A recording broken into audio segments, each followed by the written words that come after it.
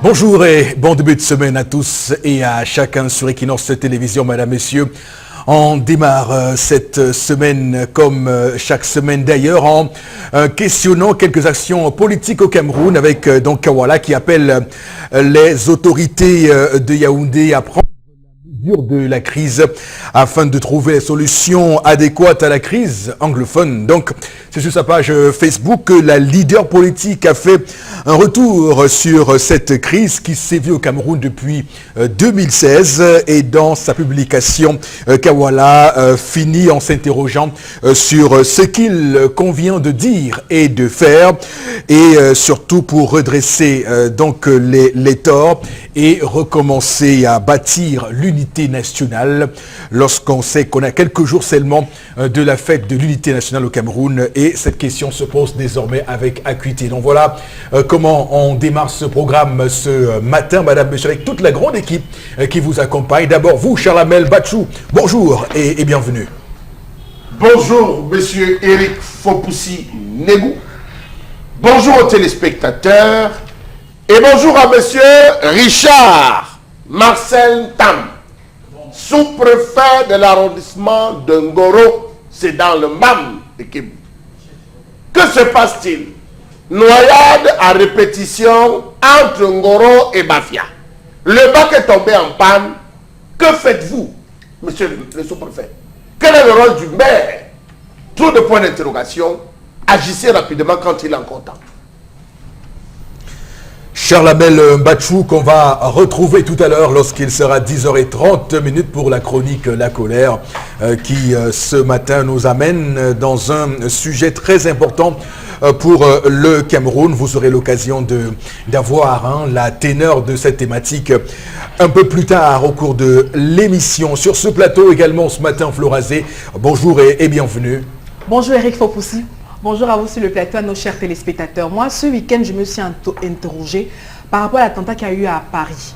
On a eu le procureur général de la République de Paris qui est sorti. On a même eu le ministre de la Santé qui s'est déployé, qui est allé même au pied justement des blessés parce qu'il y en a eu.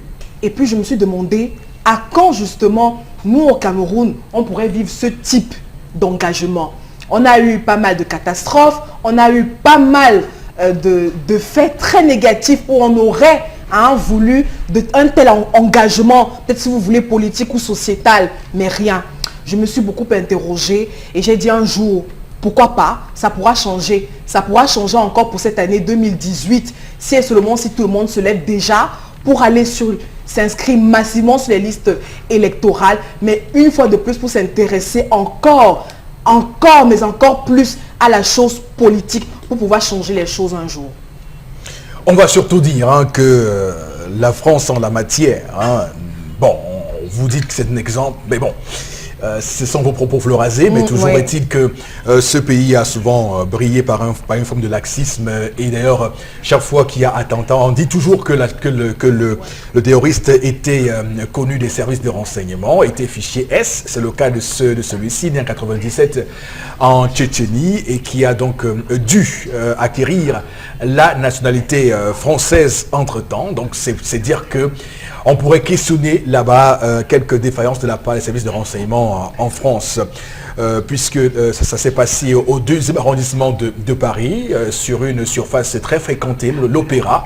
Pour ceux qui connaissent très bien la rue de l'Opéra à Paris, quand on y est, c'est le coin touristique par excellence de la ville de Paris. Donc c'est un peu surprenant qu'on en soit là et qu'on subisse ce coup-là dans cette partie de la ville de Paris qui est censée être sur vigilance maximale avec les différents plans Vigipirate, comme ils disent là-bas chez eux en France. Bon, Bengal également sur le plateau ce matin, bonjour et bienvenue. Bonjour monsieur Fopoussi Negou, bonjour à vous chers téléspectateurs.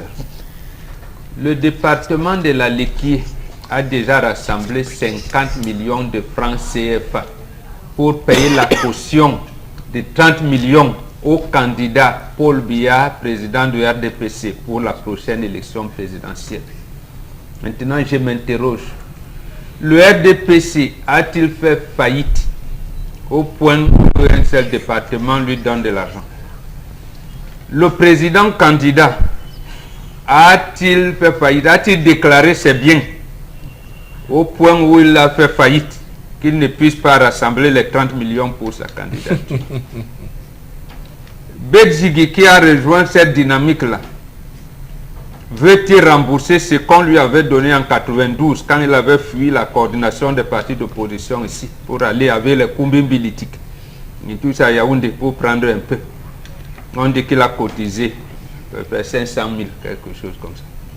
Merci, c'est comme ça que ça doit se faire. Et merci.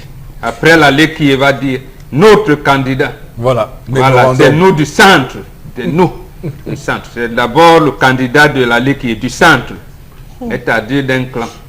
Merci. 55 millions de francs CFA. Est-ce qu'on leur a dit que Paul Biya manquait d'argent? Bon, on peut se poser cette question ce matin, surtout qu'on sait que là-bas, dans l'Eki, il y a quand même des localités qui souffrent. Hein.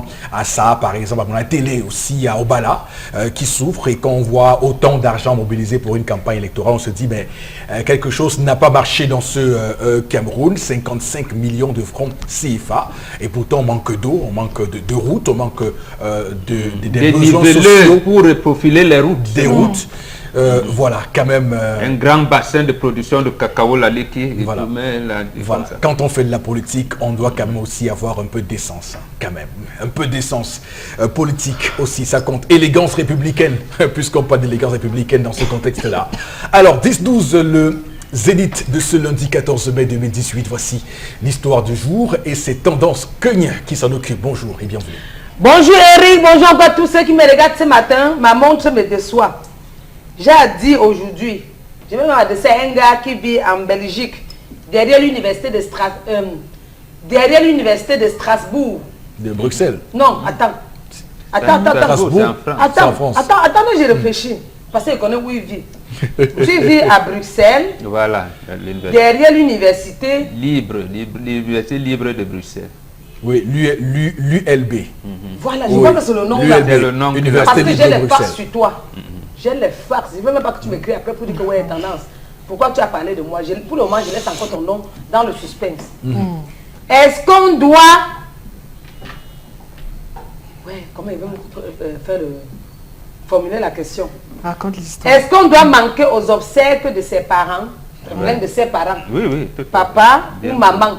Point d'interrogation. Le gars s'appelle Olivier. Ton nom de famille, je ne peux pas parler. Olivier, c'est depuis vendredi qu'on a enlevé le corps de son père Mbombo. À la dernière minute, il a tout gâté. Il a d'abord dit qu'il venait.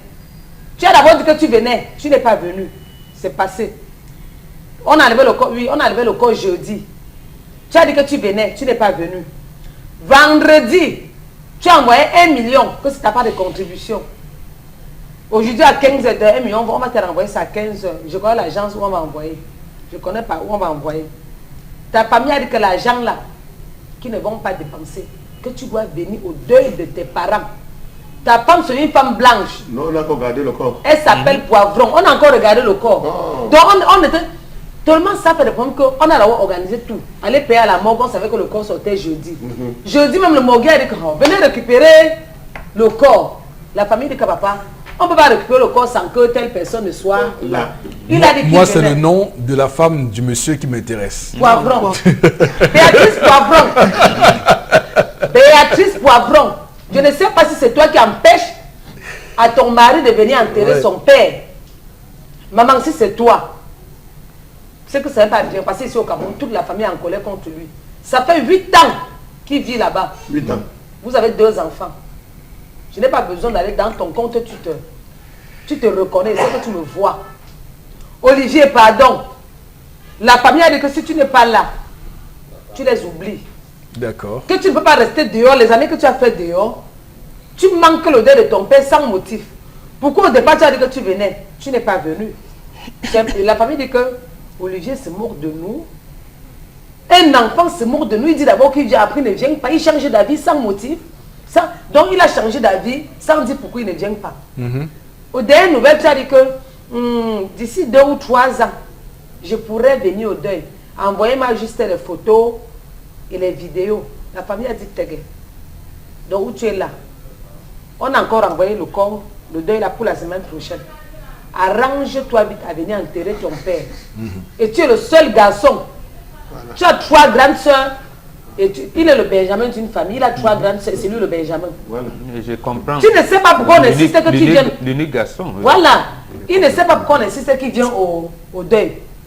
On a insisté que James, tu veux que je vais venir d'ici 2 ou 3 ans. Qui te dit pas c'est toi qui dois être même le Il sait. Il est pris en otage par sa femme. Il sait. Madame Poivron, pardon, libère-le. Il sait. Madame Poivron, libère-le-nous. Charles Labelle a été piqué comme moi par ce nom-là. Poivron.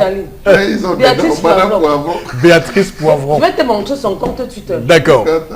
Il va venir enterrer son père, dont la famille est dépassée. Donc à partir de 15 h, on te renvoie 1 million.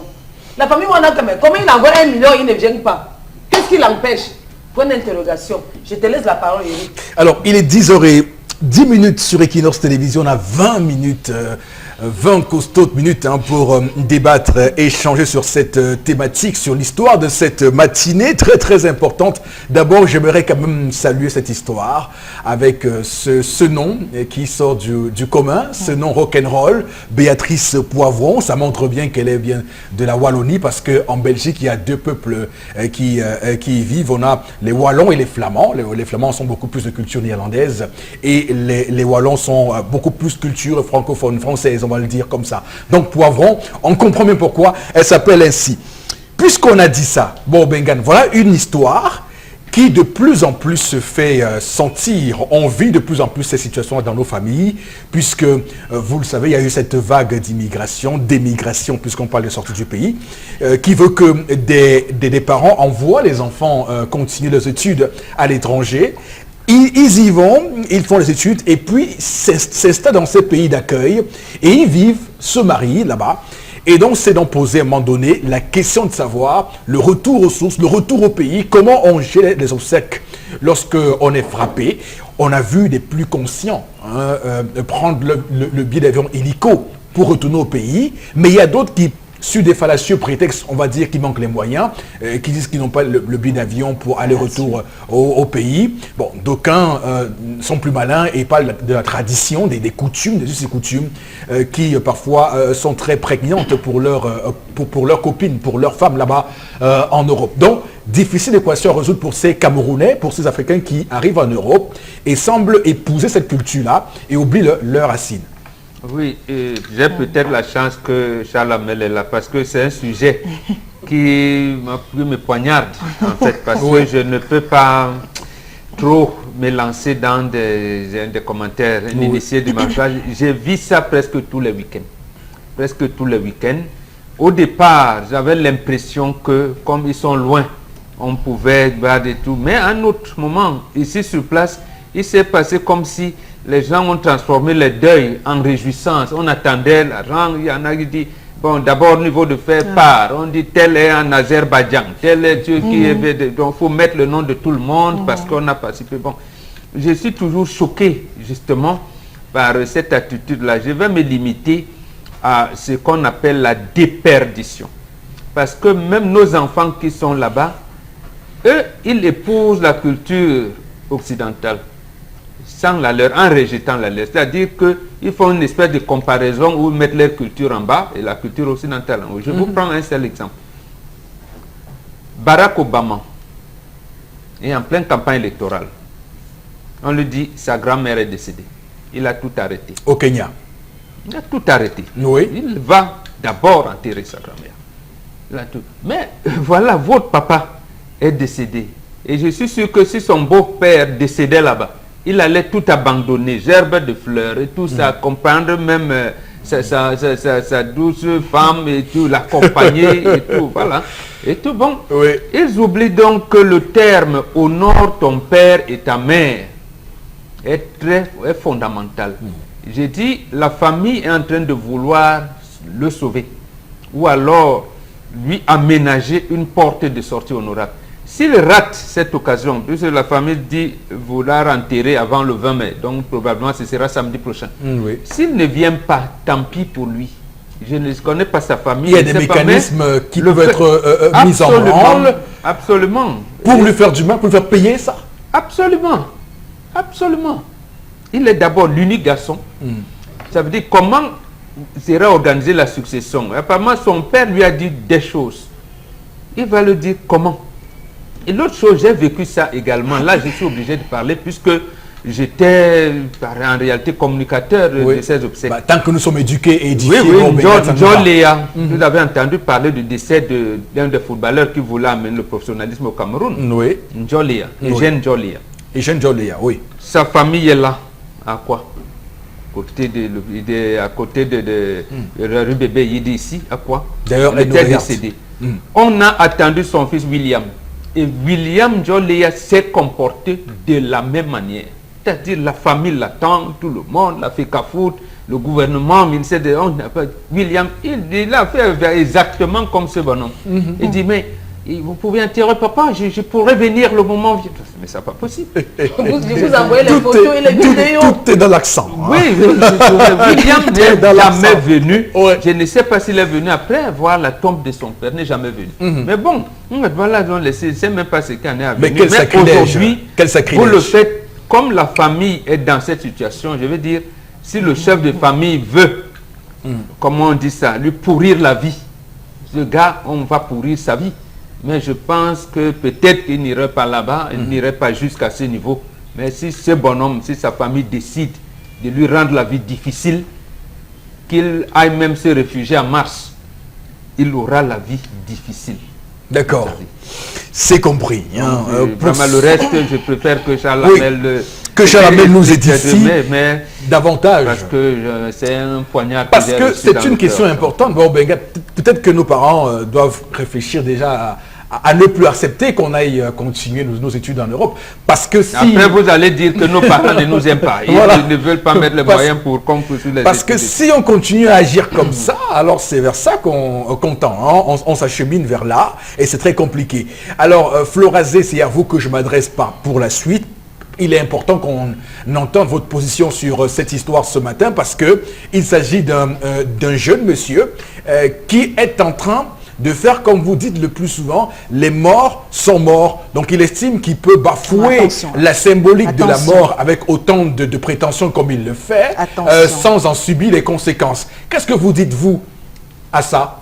Éric Fopoussi, je suis d'accord, les morts sont morts.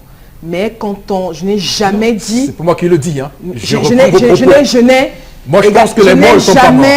C'est moi, j'assume mes propos. Okay. Mais je n'ai jamais dit... C'est clair pour tout le monde. Je n'ai jamais dit que quand on perdait un être cher, on était comme des armures, qu'on était des personnes, on n'était pas des humains.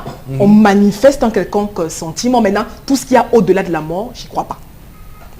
Alors, je vous arrête un instant, je vous en prie. Tout ce qui est au-delà de la mort, j'y crois pas, mais je dis que... Je vous arrête un instant, je vous en prie, Florazé. Est-ce que je vais continuer mon propos? Oui, vous allez continuer, mais sauf que c'est important qu'on comprenne votre positionnement.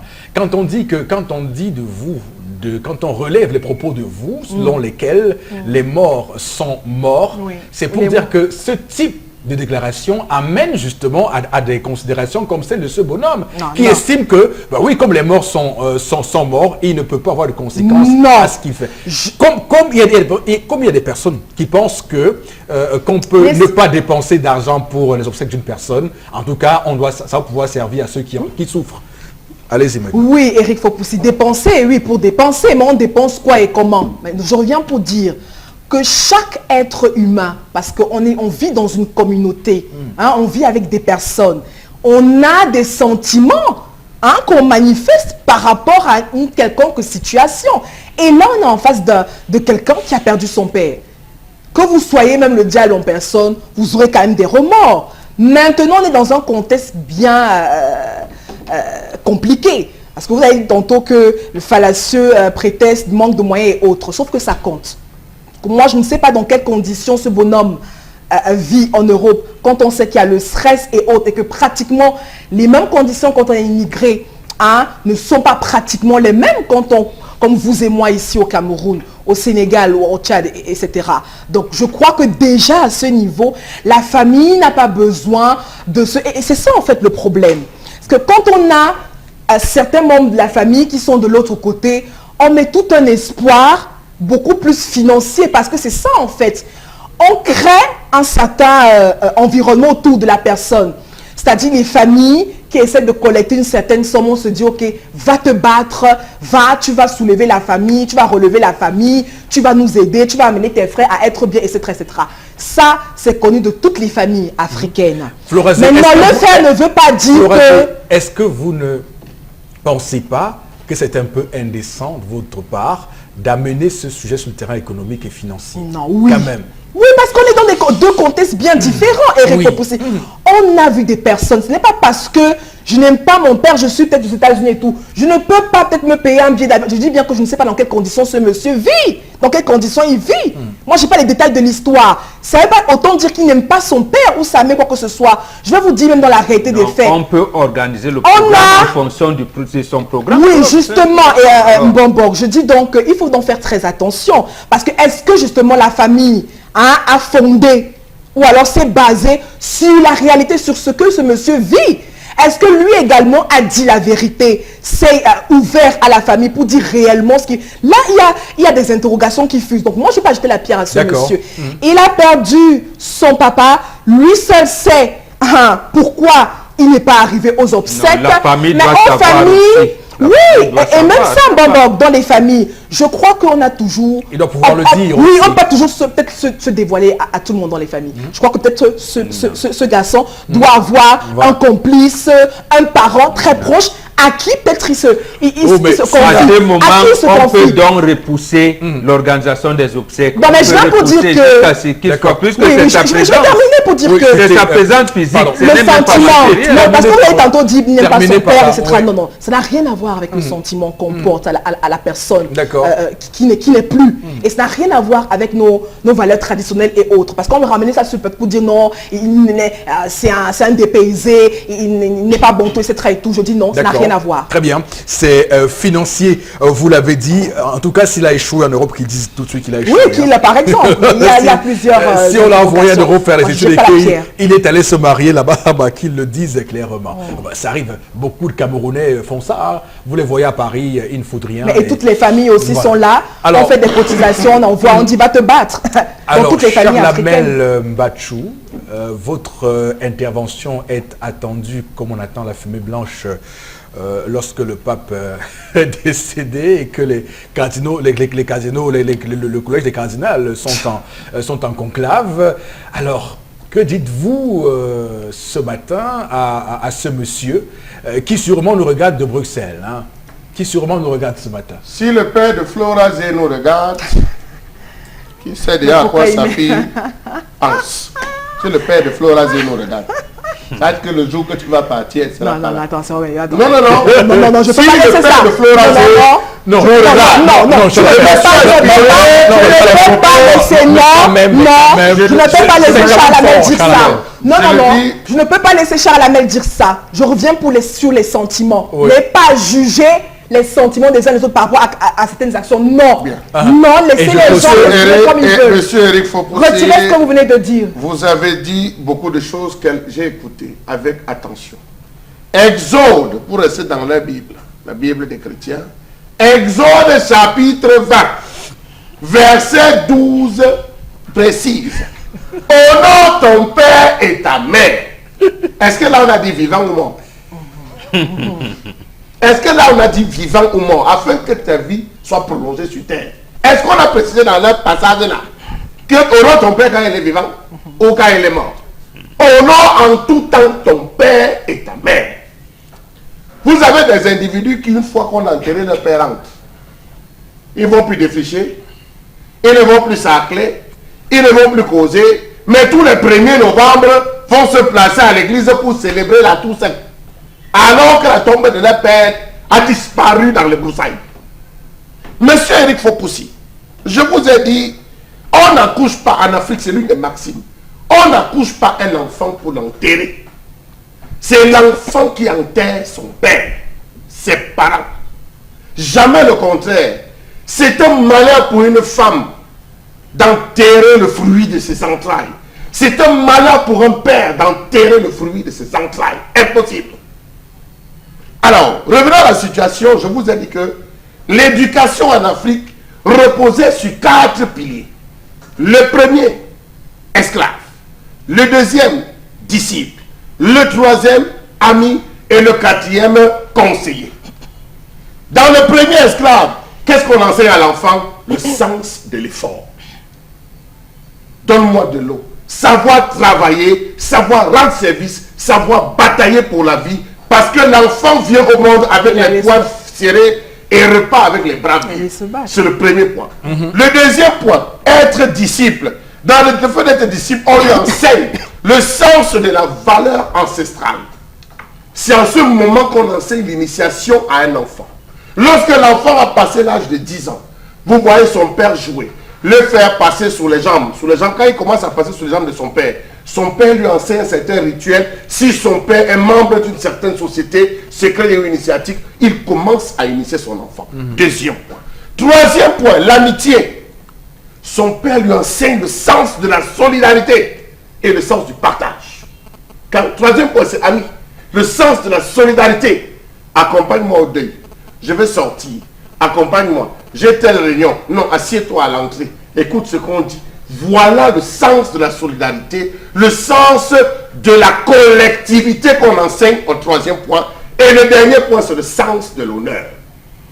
Quand vous devenez conseiller, vous enseignez à votre enfant le sens de l'honneur. Alors, permettez-moi de vous dire que cet enfant n'a rien reçu des 4. Il est allé en Europe. Il a épousé une blanche.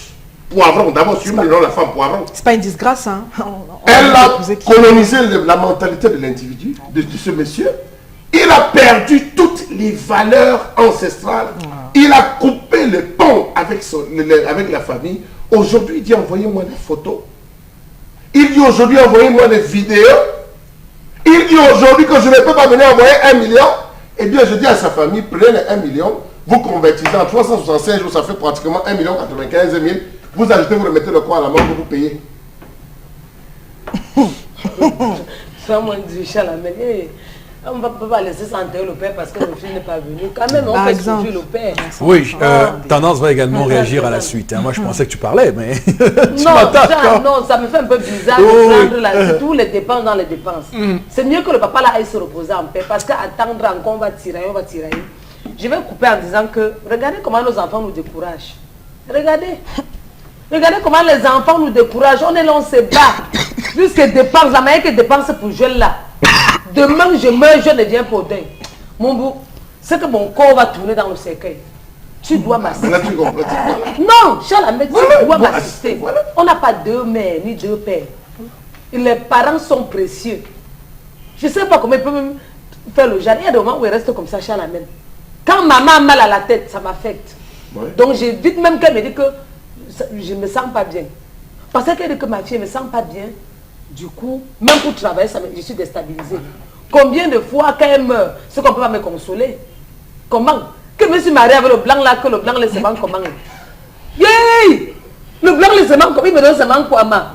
Jusqu'à ma même meurt. Non, mais c'est pas le blanc. Une précision est quand même. Non, mais je parle l'inverse. Non, l'inverse est quand même un peu parce que les femmes africaines qui se marient le plus avec des hommes blancs conservent le plus souvent leur attachement africain. Même les hommes. C'est chez les hommes que ça devient problématique parce que ces trouillards, permettez-moi de les appeler comme ça, je ne sais pas comment ce qui se passe dans leur tête arrive à se plier à tous les désirs de leur épouse blanche. D'abord, c'est pour moi un problème d'aller épouser, je ne suis pas raciste, hein, mais quand même. Parce que voilà. Il y a les gens qui vont dire que non, cherchons à voir si c'est facile là-bas. Oh, c'est monté, c'est descendu. Ce sont les réelles questions. Maman, il a 8 ans. Quand tu envoies déjà 1 même million, en 10 ans. 8 ans. Quand tu envoies déjà 1 million, ça veut dire que tu peux te déplacer. Merci, tendance. Voilà. Merci. Tu peux te déplacer. Oui, merci. Il y a des jours qui restent comme ça, il dit que je peux donner mes mains ici comme ça là, et puis que couper. Non, mais elle est pour sauver la vie à ma mère. 380 000. Je peux te donner comme ça, 350 000 suspendé. voilà. Et avec les Et différentes agences là. Oui. Vous me perturbez dans mes propos. Et vous me déstabilisez, vous voulez tuer mon talent. On va pas déstabiliser ça. Vous avez Charles Ahmed.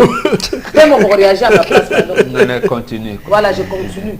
Je peux donner mes 2 mains comme c'est dit qu'on coupe. Oui. Pour sauver la vie à ma mère. On n'a pas 2 parents. Et comme on ne revient plus. Quand tu viens au deuil de ton père, c'est pour aller l'accompagner à sa dernière demeure. Ça fait 8 ans que tu ne l'as pas vu. Puis vous avez causé au téléphone. Tu crois que la vidéo va remplacer quoi? La vidéo ne va rien remplacer. Même les photos là ne vont rien remplacer. Alors que si tu es là, on te donne ta part de jujube, tu manges. Ou on va enterrer ton père, tu parles de ta part que papa, voici ton fils. Tu es parti, mais voilà. Voici même tu peux même venir avec les enfants, pourquoi pas? Tu dis papa, voilà comment tu m'as emmené, tu m'envoies en Europe. Voici ce que je deviens. Bénis aussi ma vie, que ton âme repose en paix. Fais en sorte que si quelque chose de mal veut se passer à la maison, il faut que je sois en route. Fais en sorte que si quelque chose de mal veut se passer en route, il faut que je sois à la maison. Tu prends ta part de bénédiction, on finit d'enterrer ton père, tu ramasses la terre, tu te laves aussi, tu dis que oh, je vais faire comment? C'est comme ça que vous ne réussissez pas, vous commencez à accuser les Merci beaucoup. Non, Chalamel, en Europe, c'est fini. D'accord. Il est maudit. Donc il a maudit. Il ne fera plus rien en Europe. Je l'ai déjà même s'il va acheter Neptune. Non, moi je pense que ce gars est déjà maudit depuis le jour où il a épousé cette femme blanche, Béatrice Poivron. Parce que je vous le dis encore, faites la balance. On voit de nombreuses femmes africaines épouser des blancs qui viennent s'installer en Afrique. À Tanganakon, voyons des souvent là. Mais c'est difficile de voir un bonhomme camerounais revenir s'installer au Cameroun avec sa femme blanche. On a vu un cas, oui, on a vu un cas tout récemment avec la Reine Blanche que vous connaissez à Branté. Mais ça reste des cas vraiment marginaux, hein, c'est pas régulier. Et laisser le corps du père, on tremble comme ça. Lui, il n'est pas fier. Il n'est pas fier dans son cœur. Parce qu'on dit que les mots ne sont pas c'est une chance pour son fils de venir l'enterrer. Il ne peut la voir. Il perd mon moment. Non, il voit. C'est une chance pour son fils de venir l'enterrer. S'il ne vient pas, tant pis. Il dira tant pis pour lui. Il pourra faire 1000 neuvaines de prières, ça ne changera rien. Il me rappelle une grand-mère qui avait indiqué qu'on ne mette pas son corps à la morgue à son décès. Donc du coup, chacun s'est arrangé à rapidement faire ce qu'il y a à faire. Faire ce qu'il y a à faire avant que le temps ne passe. Donc c'est pour vous dire que... non, pas à Melon. Parce que le démon c'est à Melon. Ça a fait pour le lycée de Melon. Là, on a mis son corps à la morgue. À la sortie de ce qu'on a enlevé le corps, le lycée de Bilek de Melon a failli s'écrouler. Si il manque de demande à pas beau. D'accord. Florazé, on va lire rapidement quelques messages, je vous en prie, Florazé. Vraiment rapidement, on va aller très vite. La toute première réaction de ce matin est de Armand à Lokpom qui dit que il est mort, point final, qu'il vienne au Cameroun ou pas, le père ne reviendra pas. Vous ne savez pas pourquoi il n'est pas venu, pourquoi spectaculariser la mort des Africains qui sont morts en Libye. Je peux terminer. Les Africains qui sont morts en Libye n'avaient-ils pas aussi droit aux éloges? Je suis, lui, ne vient pas, point final. Ce qui me fait sourire, c'est le mot spectaculariser la mort. Et je me souviens que ce terme a été usité de manière forte sur ce plateau. Et parler de Libye, on a spécularisé la mort de la Libye. Peut-être qu'il l'oublie. Florazé, allez-y. Voilà. C'est vraiment pathétique. Pardonnez-moi. Pardon. Tous, tu es dans ton pays, Florazé. C'est vraiment pathétique de voir qu'un homme oublie d'où il vient. Je veux juste qu'il sache que le malheur s'abattra sur lui. Si jamais il ne vient pas enterrer son corps. Vous n'êtes pas Dieu aussi. Vous n'êtes pas... c'est chacun avec... c'est chacun qui fait le monde. Bonjour à vous. Laisser le corps à la morgue ou pas ne change rien. Il est déjà mort et par respect pour la mémoire du défunt, on devrait d'abord faire le deuil. Pardon. C'est pour qui enterre. Ils sont trois filles, un garçon. Qui a la responsabilité de prendre les devants, qui va siéger en termes de conseil de famille, qui va réorganiser la famille. On est dans une famille. Vous parlez de vous parlez de famille, vous parlez de quoi? Allez-y, Redonnons les leçons de base de la famille Bantou. C'est pour ça qu'il dit que ce garçon n'a reçu aucune éducation de la famille. Il n'en a reçu aucune. Et là, il viendra de mettre... Je vous en prie. Je crois que le jeu disparaît. Non. Ah, d'accord. Donc ici, le jeu ne disparaît pas. Voilà. Olivier fuit la succession. Sûrement son père était un grand responsable traditionnel. Il a déjà embrassé la culture occidentale. Il mange déjà les fricassés de poulet. Donc. Voilà. Avec les avec du bon fromage, tout ça. Donc il a oublié le couscous et ce jaune gombo. Il peut plus manger le dapché. Ils en mangent pratiquement tout. Il faut savoir que la culture et la famille est plus important pour avancer où qu'on soit. Voilà, c'est Joe Parfis qui réagit à Biémassi. D'accord. Merci beaucoup à Biémassi, à Yaoundé, où on nous regarde vraiment avec un plaisir non dissimulé. Voilà, monsieur, on vous invite à rester sur Equinox Télévision. Nous sommes lundi 14 mai 2018. À tout de suite.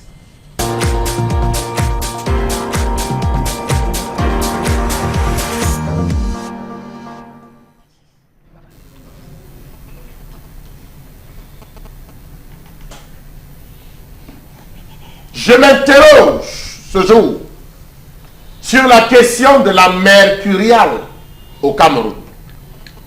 Que veut dire mercuriale? C'est quoi la mercuriale? Dans tous les cas, je m'interroge sur cette question fameuse de mercuriale au Cameroun. Comment comprendre ce pillage de l'État favorisé par la mercuriale? À quoi nous sert-elle véritablement? Comment comprendre ce document qui fixe les prix et tarifs de référence des équipements, fournitures, travaux et services divers destinés aux administrations publiques et parapubliques consacrés à la surfacturation? Oui. Comment comprendre le fait que la mercuriale s'apparente à du pain béni offert aux gestionnaires de crédits et autres prestataires de services? Tout porte à croire que ce document a été conçu pour donner une caution officielle à la surfacturation. Comment comprendre le fait que le papier figure parmi les rubriques qui favorisent le plus la surfacturation dans cette affaire de mercuriale? Savez-vous que une rame de papier bistrol blanc, 180 grammes, contenant 100 feuilles, achetée à 4 000 francs CFA, est revendue à l'État du Cameroun à 27 500 francs. Une rame de papier bistrol blanc, 180 grammes, contenant 100 feuilles, achetée à 4 000 francs, est revendu à l'État à 27 500 francs. Savez-vous que dans des rubriques comme matériel informatique et bureautique, les encres, les appareils électroniques et électriques ne sont pas en reste? Savez-vous qu'une clé USB d'1 giga revient à 94 800 francs CFA à l'État au lieu de 15 000 francs CFA dans le commerce? Une clé USB d'1 giga, 1 giga, se vend à l'État à 94 800 francs, alors que sur le marché, ça avoisine les 15 000 francs, nous dit-on. Savez-vous que le prix d'une clé de 2 gigas est de 135 000 francs CFA? Dans le premier magasin de matériel informatique, vraiment, arrêtez-nous ce massacre-là. Savez-vous qu'il y a un an, l'État a acheté la même clé USB à 400 000 francs CFA? De même qu'un téléviseur était vendu à 135 000 francs CFA ou acheté à 135 000 francs CFA, était facturé à 2 millions de francs CFA aux administrations. Comment comprendre qu'on veut réduire le train de vie et qu'au niveau de la mercuriale, rien ne soit fait? Comment comprendre cette dichotomie qui existe entre les paroles du chef de l'État et les actes sur le terrain? Comment comprendre que l'esprit à Luc Magloire Tangana ait réussi à faire cautionner au Premier ministre, mais au chef de l'État, qu'un kilogramme de riz soit livré à 5 121 francs CFA et une bouteille d'eau minérale de 1,5 litre soit revendue à l'État à 1500 francs CFA, monsieur Eric Fopoussi-Negou? Voilà comment on dépense l'argent de l'État. Comment comprendre cette tendance haussière lorsqu'un couvre-lit est livré à l'État à 300 000 francs CFA ou quand 372 720 francs sortent des caisses publiques pour l'achat d'un chauffe-café? L'accord. Les chauffe-café, monsieur Eric Fopoussi, 372 720. Alors que même dans la brocante, on vend ça à 10 000. Comment comprendre que l'État qui éprouve du mal à octroyer un salaire mensuel de 200 000 francs CFA à un ingénieur concède 350 000 francs CFA par jour à un directeur de projet, 250 000 francs CFA par jour à un ingénieur de plus de 4 ans d'expérience au titre des honoraires pour conseil ou rédaction d'un rapport technique. Savez-vous que la surfacturation est davantage importante si l'on tient compte de l'article 3 de l'arrêté sus-évoqué qui dispose les marges de tolérance autorisées sur les prix et tarifs sont de 10% pour Douala et Yaoundé et 12% pour les autres localités. Comment comprendre le fait que la Mercurial, qui est préparée par la direction de la protection du consommateur au ministère du Commerce, consacre plutôt à travers la surfacturation le pillage des caisses publiques, véritable perte pour l'État au regard de ses besoins en fourniture, équipements, travaux et services divers, tout est simplement énorme. Je m'interroge et je vous interroge. Quand on vous dit que 1 kilomètre de route au Cameroun bitumé coûte des centaines de millions de francs CFA, vous comprenez pourquoi il y a donc ces prix et pourquoi cette Mercurial dont vit cette situation. Alors, Obengan, à quelle logique peut obéir ces prix exorbitants de la Mercurial au Cameroun? Prix exorbitant, c'est quand on parle de surfacturation, ça veut dire qu'on veut détourner les fonds publics. Alors que bon, la Mercurial a pour rôle, comme disait Charles Hamel, de donner un cadre réglementaire aux objets, aux marchandises, aux prestations diverses qui entrent dans la réalisation de certains travaux pour le compte de l'État du Cameroun. Par exemple, dans le privé, vous pouvez acheter un crayon à billes à 100 francs, mais dans la Mercurial, il faut bien fixer le prix, parce que ça peut baisser sur le marché, comme ça peut augmenter, mais il faudrait qu'il y ait un document qui fixe les prix de base. On vous dira par exemple, dans la Mercurial, le marché peut ramener ce crayon à billes à 500 francs, comme il peut l'amener à 150 francs, mais il faudrait que la Mercurial donne une orientation que pour le même crayon à billes. Sauf que c'est quand même incongru de constater que partout dans le pays, vous avez 1 kg de riz entre 250 francs et 300 francs, ou alors disons 350 francs. Et quand vous vendez 1 kilo de riz à 5000 francs, ça devient embêtant. Mais si c'est la Mercurial qui fixe le kilo de riz à 5000 francs pour le compte de l'État, on va dire que cet État-là fait de la gabegie. Ça veut dire que la Mercurial en question n'est pas là pour, j'allais dire, pour la promotion du bien public, mais c'est pour enrichir les particuliers ou alors ceux qui postulent au marché, ceux qui postulent au marché public. Et je comprends donc, d'après l'analyse de Charles Hamel, pourquoi depuis 1997, même tous les services de la BA, tous les organismes de la BA vous disent que les particuliers ont plus d'argent que les entreprises. Et de deux, que les fonctionnaires qui ont le contrôle de ces choses-là, des marchés publics et autres, se sont qu'enrichis, plus que les privés. Parce qu'un fonctionnaire quand même de A2 de la fonction publique, c'est le dernier niveau. Quand il vous présente 3 Prado avec les pick-up par-ci, au moins 2 immeubles R+4 et une villa au village, somptueuse villa au village, alors que son collègue qui est dans le privé, qui lui, en principe, gagne plus que lui, il a à peine, je ne sais pas, une Toyota ordinaire. Donc, en fait, vous vous dites, mais qu'est-ce qui se passe? Donc, la Mercurial a donc été conçue pour enrichir une certaine personne. Hein.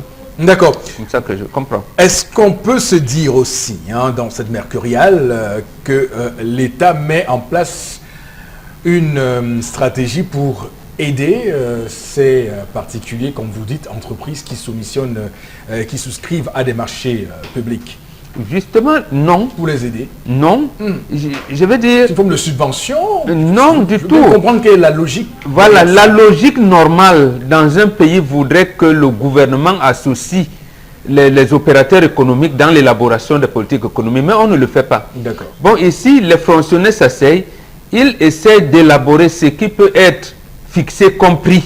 Et vous verrez même la brigade de contrôle des prix.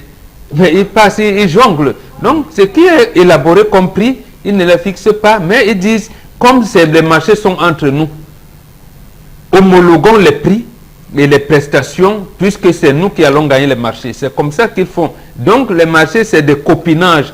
Mais ça n'a rien. La preuve, vous ne verrez pas la promotion des PME camerounaises. Ces gens-là, ils ont peut-être leurs entreprises dans le sac.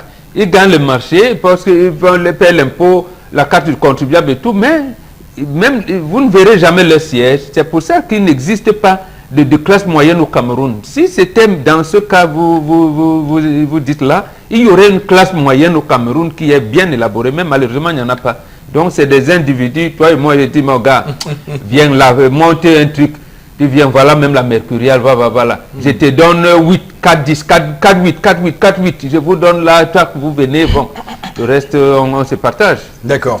Oh, moi qui croyais qu'il pourrait y avoir derrière une forme de logique économique de soutenir nos PME et de faire en sorte qu'elles puissent renflouer leur caisse avec cette mercuriale au prix exorbitant comme on le voit. Mais on peut dire que au-delà de cette mercuriale, on a la question des surfacturations, des surfacturations de prestations de la part d'entreprises. Avec ça, on peut dire que si on constate encore des cas de surfacturation, c'est qu'il y a quelque chose qui ne marche pas là. Ah ben absolument, absolument. Mais malheureusement, il y a la mercuriale qui vous permet d'avoir un matelas financier exorbitant, oui. Mais en plus on fait des surfacturations. Et pire encore, vous verrez certaines factures des entreprises qui n'ont pas de carte de contribuable. Donc en principe, lorsque vous m'apportez les cahiers, les crayons à billes, les rames de papier comme j'ai jamais, il faudrait que l'entreprise, là où on a acheté, que cette entreprise-là, qu'on veille, c'est qu'elle a payé des impôts. Mais non, je viens, je valide les factures et c'est tout. D'accord. Charles Abel. Monsieur Eric Fopoussi-Negou, souffrez que je vous dise que c'est fait exprès. Souffrez que je vous dise que c'est un système de copinage. C'est-à-dire, on vous donne les opportunités de pouvoir manger. Quels sont ceux qui ont les entreprises soumissionnaires, les entreprises qui gagnent les marchés publics? C'est les mêmes. Imaginez-vous qu'un seul individu lui dit, bon, tu as l'entreprise Bobda. C'est toi qui as l'entreprise Bobda, non, bon. On te passe la commande de 300 grammes de papier. 300 grammes de papier qui sont achetés sur le marché à 4 000 francs CFA, ça vous fait 1 200 000 francs CFA. Mais parce que c'est revendu un peu plus cher, à 27 700 francs, vous vous retrouvez à 8 250 000 francs. Vous avez 7 50 000 francs de gratos qui vous revient. Même si vous payez les taxes, TVA, tout ce que vous voulez, vous pensez que ça va atteindre ce montant? Imaginez-vous que vous achetez, on vous passe la commande de 600 clés USB.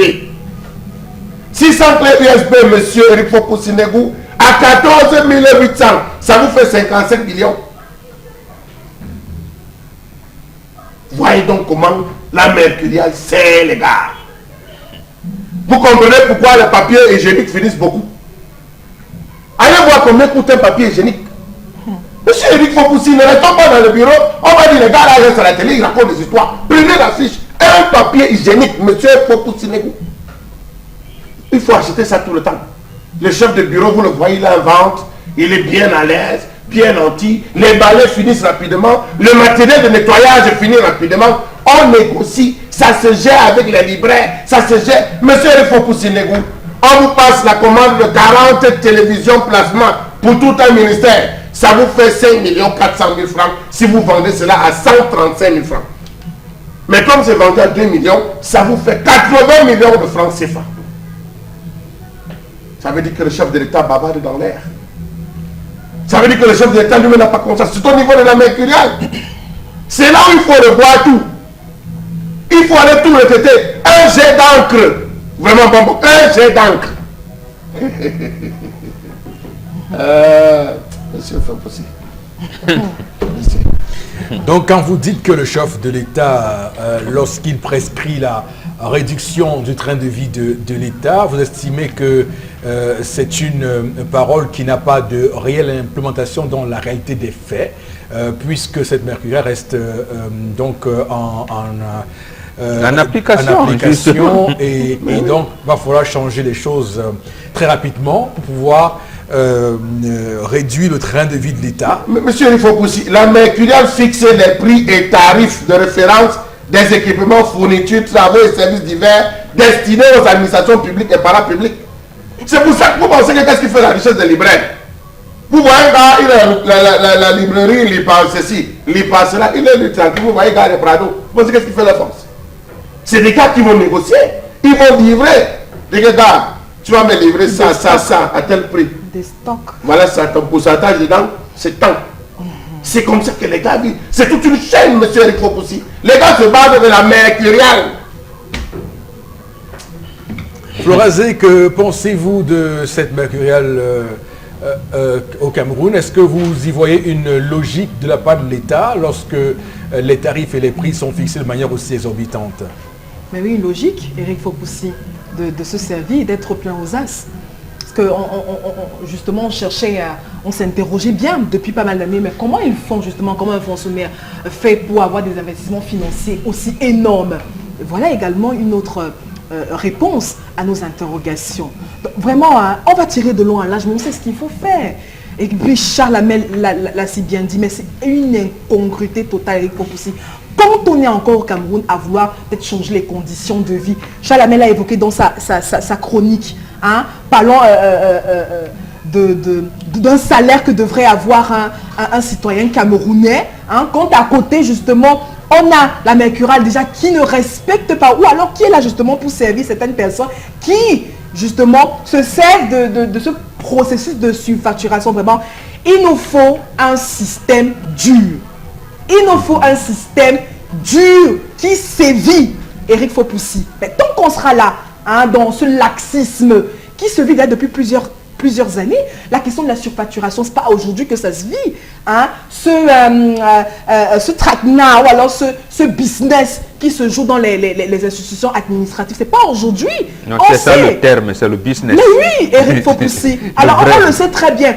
Comment arrêter la saignée? Comment arrêter la saignée? Je crois qu'il n'y a que le chef de l'État, Eric Fopoussi, qui est le chef de famille, hein, qui régule tout. Donc je crois que c'est à lui justement de régler ce problème. D'accord. Donc voilà.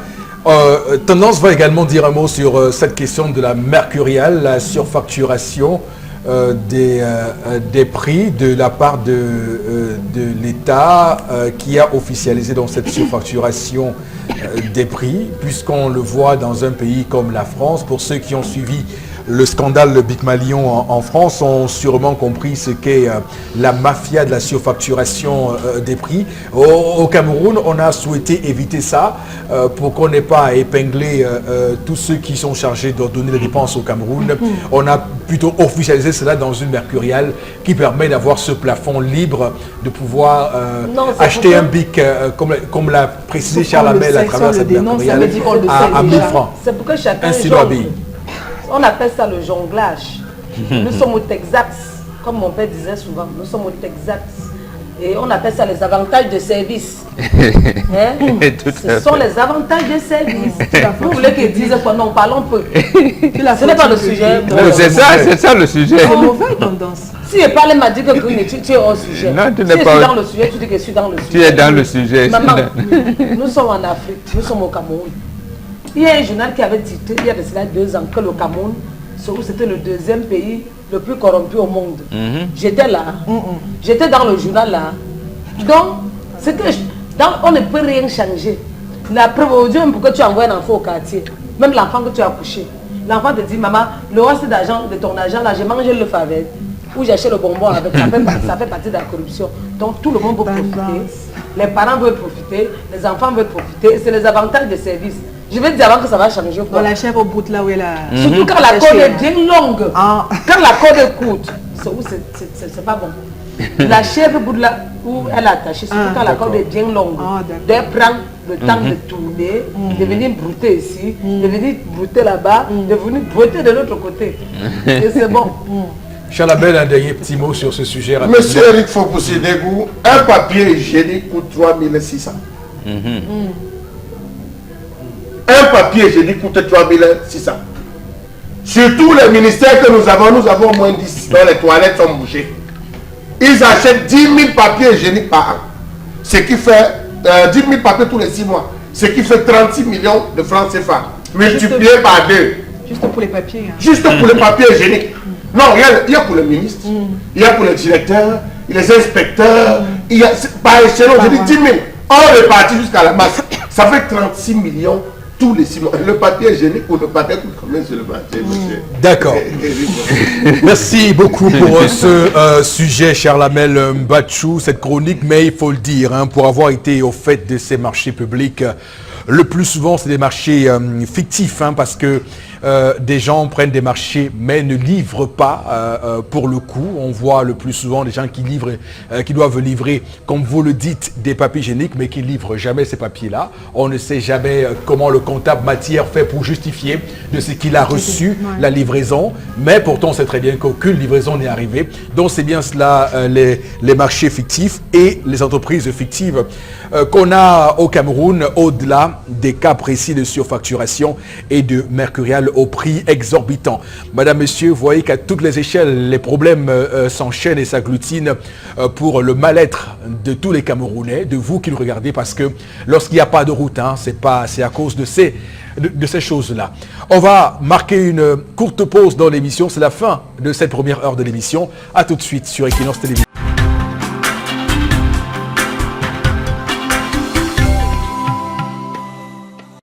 Retour donc pour cette deuxième partie de votre magazine 10-12, le Zénith sur Equinox Télévision. Madame, Monsieur, vraiment très heureux d'entamer cette deuxième heure avec vous, avec aussi au menu de belles choses à découvrir. Mais avant que de lancer les hostilités pour cette deuxième partie, le temps d'aller prendre avec vous, Florazé, les différentes réactions de nos téléspectateurs ce matin qui nous suivent à la lettre et à la loupe aussi. Oui, Eric Fopoussi, nous allons dire bonjour à toute la population de Bamenda, où Félix réagit de ce côté. Il dit à qui le tort? Est-ce que c'est toujours au président de la République qui doit veiller à tout cela, sachant que quel que soit le nouveau président, la conscientisation de nos gouvernants est de mise. Espoir ne viendra que d'une nouvelle génération.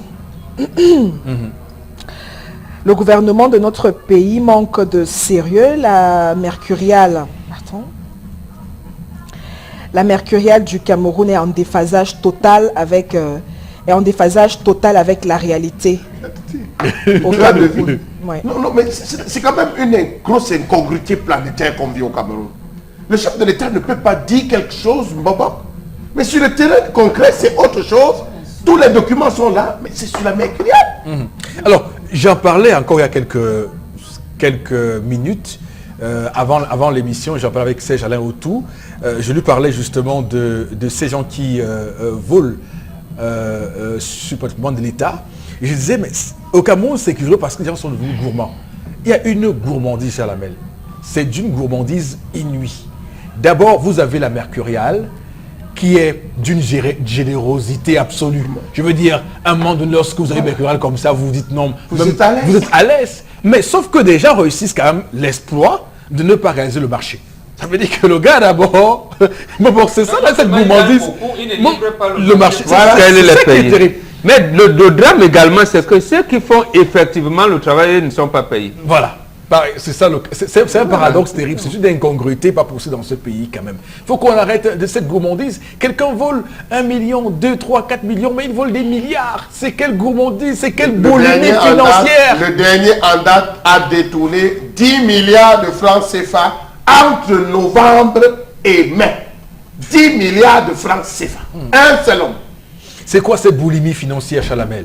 C'est quand même terrible. Qu'est-ce qu'ils font avec l'argent? C'est toujours pour entretenir des belles boulimies. C'est un réseau. Vous donnez, tel il a besoin de 500 000, tel a besoin de tant. C'est un réseau. Oui, mais sauf que 500 000, même quand vous faites ça, c'est qu'il vous reste exorbitant pour une vie d'un individu. Je veux dire, à un moment donné, vous devez commander des vins spiritueux, vous devez vivre avec des grosses voitures de luxe. C'est l'homme, l'individu qui avait dit que le fonctionnaire peut faire des affaires. Oui. C'est lui-là. Et ceux qui avaient signé ça qui ont tué ce pays. C'est M. Sali Daïro. Ce sont eux-là qui ont tué ce pays. À l'époque, ministre de la fonction publique et de la réforme administrative. C'est extraordinaire. Les gens veulent mener en train de vivre. Et le chef de l'État aussi avait dit qu'il n'avait pas de preuves. Peut-être qu'il n'en a toujours pas. Le jour où que fait-il avec cet argent? Que font-ils avec cet argent, Charles Lamel? Que Les font-ils petites, avec cet argent, les Charles Lamel? petites. La preuve, il y a un quartier qu'on appelle Cité des douanes, Cité des douaniers, ici du côté de Ndogbon. Allez voir comment les immeubles montent. Regardez dans la ville de Douala, c'est des gars qui ne réfléchissent pas, ils sont comme les Biafrais. Ils achètent des terrains à des prix exorbitants. Ils voient une maison, ils disent ta maison me plaît, c'est combien?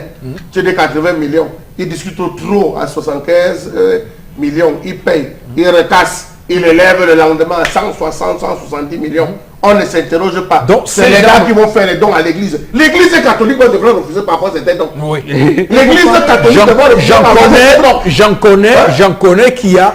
Alors là, c'est extrêmement... Ça fout la nausée. Alors, le monsieur a construit toute une basilique, disons-le comme ça. Voilà. Toute une basilique dans un village perdu dans L'église dans devait refuser la ça. forêt. Mais ça obéit à quelle logique? Quels sont les gens qui vont aller célébrer la messe là-bas? Voilà. C'est quelle histoire? Les rapports incestueux entre l'église et les détourneurs de fonds. Ça, il faudrait que... Oui. Non, pas la politique, les détourneurs de fonds. De fonds publics, parce que c'est clair qu'il y a un problème à régler sur ce cas-là. Oui, parce qu'il faut qu'on sache ce qu'ils font avec l'argent. Voilà. Pourquoi vouloir toujours détourner encore? C'est parce qu'ils ont forcément des obligations en termes de dépenses d'argent. Il faut qu'on l'en Et la conséquence est forte sur l'économie parce que, comme vous dites, ils créent l'inflation sur le prix du mètre carré du terrain. Vous êtes modeste Camerounais, vous voulez un terrain dans un quartier qui me semble ouvert. On vous dit non, ici, Monsieur, attention, ici. Il y a le panda omnisport. Oui. Et il y a un monsieur qui vendait sa maison parce que ses enfants l'embêtaient. Il n'y a même pas un mois. Ses enfants l'embêtaient, vendaient sa maison. Un doyen est arrivé, il dit que papa, tu vends à combien? Le père dit non, je suis à 45 millions. Tu me donnes ça là maintenant, je pars. Le plus au père que je n'ai pas d'argent, j'ai 40 millions, ça suffit. Oui. Il a versé cash. Le père dit que tous mes affaires, donne-moi juste 2 jours. Le deuxième jour, monsieur Eric Fopoussi Nebou, les caterpillars sont arrivés, on a raclé. On a fait, alors je vous parle, les semaines sont finies, on est en train de monter. Il a pris l'argent où? Même un fonctionnaire qui travaille 10 ans ne peut pas se permettre ce type de dépenses. Mais c'est quelle l'histoire dans ce pays? Ça sent pas bon du tout. Ça ne sent pas bon du tout. Vraiment, ça fout la nausée et on comprend pourquoi ce pays est autant plongé dans les abîmes du sous-développement parce que, clairement, pour les routes, pour construire des infrastructures routières pour tout le monde, il n'y a personne au rendez-vous. Mais lorsqu'il faut penser à soi, lorsqu'il faut se construire son immeuble, vous voyez tout le monde se bouscule au portillon. C'est dommage. Flores, on va continuer à dire quelques messages, je vous en prie. C'est vraiment déplorable pour le Cameroun. Et malgré tout cela, on arrive à avoir des directeurs d'entreprise qui ne parviennent pas à verser les salaires à leurs ouvriers. Ça fait vraiment pleurer. C'est Tchana qui réagit à Village. Oui, il y a un cas assez porteur ce matin, Charabel, me fait sourire. Des gens qui créent des entreprises pour ne pas payer de salaire. C'est terrible. Comment l'État réussit à laisser des gens comme ça fonctionner? Vivement une loi sur l'enrichissement illicite et l'application de l'article 66. Le régime en place se moque des Camerounais tout simplement. On achète un téléviseur à 135 000 pour vendre à l'État à 2 millions. Voilà, c'est terrible. Et les gens réussissent quand même à ne pas le livrer. C'est ça qui est terrible. Vous prenez 2 millions pour un téléviseur, mais vous ne le livrez pas. Est-ce que vous savez qu'un 47 pouces, un 47 pouces est livré à 9 millions? Un 47 9 millions. 9 millions. Le gars n'a pas acheté ça ou à Ouzbékistan. Hein, monsieur? Même si on met les frais de transport quittant de Mars sur la Terre, vraiment. C'est en logique. Ça prend une navette spatiale avant d'être livré au Cameroun ou pas?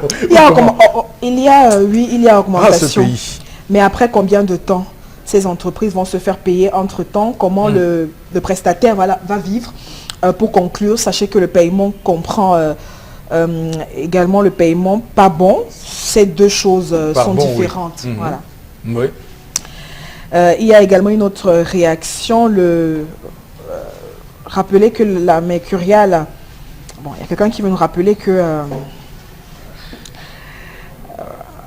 pardonnez-moi, voilà, le gouvernement et même voilà, personne ne fait son boulot. Le gouvernement et même le gouvernement voilà, le gouvernement se plaît dans cette situation pour l'enrichissement personnel. Mais je voudrais vous rappeler que la mercuriale, c'est pas seulement la... voilà. C'est pas seulement, la vue de gains cash, mais aussi les bénéficiaires de ces marchés qui s'investissent et attendent parfois de longues années pour être payés. La facture là peut être rapide ou pas, 2 ans après livraison. Oui, c'est vrai qu'on l'a évoqué sur ce plateau tout à l'heure en évoquant la logique qui pourrait permettre à l'État de faire cela, mais on en a conclu avec vous, Bengan, que jusque-là quand même, c'est vraiment gros, c'est gros pour passer quand même. Monsieur Eric Fopoussi, la mercuriale, le laboratoire dans lequel on conçoit la mercuriale est la direction de la protection du consommateur. Absolument. La direction, monsieur Eric Fopoussi, la direction de la protection du consommateur, c'est le consommateur qu'on protège là. Qu'on protège là, mais non, ou bien on protège l'État consommateur en ce moment-là. On protège l'État consommateur. Oui, mais pour revenir à celui qui parle de la mercurielle et la logique en termes de paiement, ce qu'on remarque d'ailleurs, c'est que on pouvait penser que c'est justement à ce titre d'ailleurs très vertueux que l'État fixe des prix aussi exorbitants. Mais sauf que dans la réalité des faits, c'est souvent ceux qui magouillent qui sont payés le plus rapidement possible. Parce que si c'était aussi juste que ça, on payerait tout le monde à une échéance assez tardive. Mais sauf que quand vous réussissez à avoir la possibilité de concéder ce que Chalamel a officialisé et doctriné ici comme les 20%, quand vous concédez 20%, rassurez-vous, vous êtes payé sur le champ. Il n'y a pas de délai pour vous. Rassurez-vous. Alors, on n'a que les larmes aux yeux et après ce type de révélation, ça prouve qu'on n'a pas de gouvernance. C'est l'OB Narcisse APK 12 qui réagit. Merci beaucoup Florazé pour cette lecture des différents messages à nous envoyés par nos téléspectateurs au cœur du Zénith. Place maintenant à la revue des réseaux sociaux. Madame, Messieurs, une fois de plus avec vous, Florazé. 2 informations pour cette journée. Alors la toute première, on reste au Cameroun avec justement l'ancien avocat général auprès de la Cour suprême qui avait donc déposé, on se rappelle, donc une plainte à la Commission africaine des droits de l'homme. Et puis pour l'heure, donc l'Union africaine donne 2 mois à Paul Aya Abine pour produit les preuves de sa plainte. On rappelle tout simplement que justement il portait plainte contre l'État du Cameroun pour ce qu'on a appelé la détention arbitraire et abusive. Et il avait réclamé à cet effet même une forte somme de 100 milliards de francs CFA au titre de dommages et intérêts. Le magistrat à la retraite avait également exigé la libération, on se rappelle, de toutes les personnes emprisonnées dans le cadre de la crise économique. Aura-t-il donc gain dans cette histoire? On rappelle tout de même que l'Union africaine a donc donné 2 mois à M.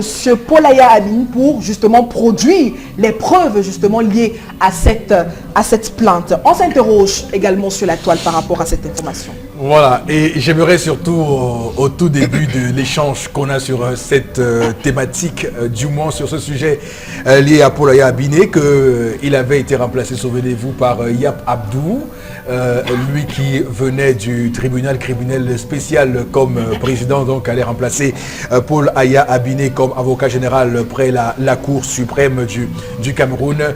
Yap Abdou, lui, remplacé à la présidence du tribunal du TCS par Emmanuel Djéré. Donc c'est pour dire que ça avait provoqué, comme vous le savez, un jeu de chaises musical assez impressionnant sur le terrain judiciaire au Cameroun.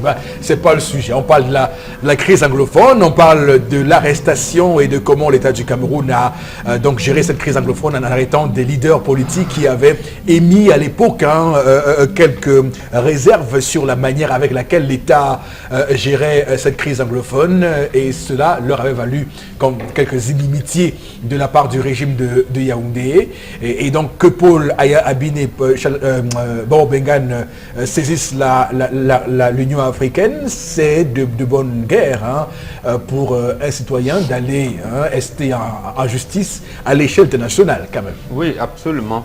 Encore que si magistrat ou magistrat qu'il est, il a des arguments pour le faire, mais sauf que ça pose un problème fondamental, l'indépendance de la justice. Procureur général près la Cour suprême, il dit qu'il est injustement mis aux arrêts et il ne saisit pas les juridictions du pays. Et ça me pose un problème. Ça veut dire que lui, au magistrat de son rang, il a travaillé à l'institution supérieure de la magistrature au Cameroun. Il préfère aller à l'extérieur dans un organisme international. Donc, ça veut dire qu'il n'a pas confiance en la justice de son pays.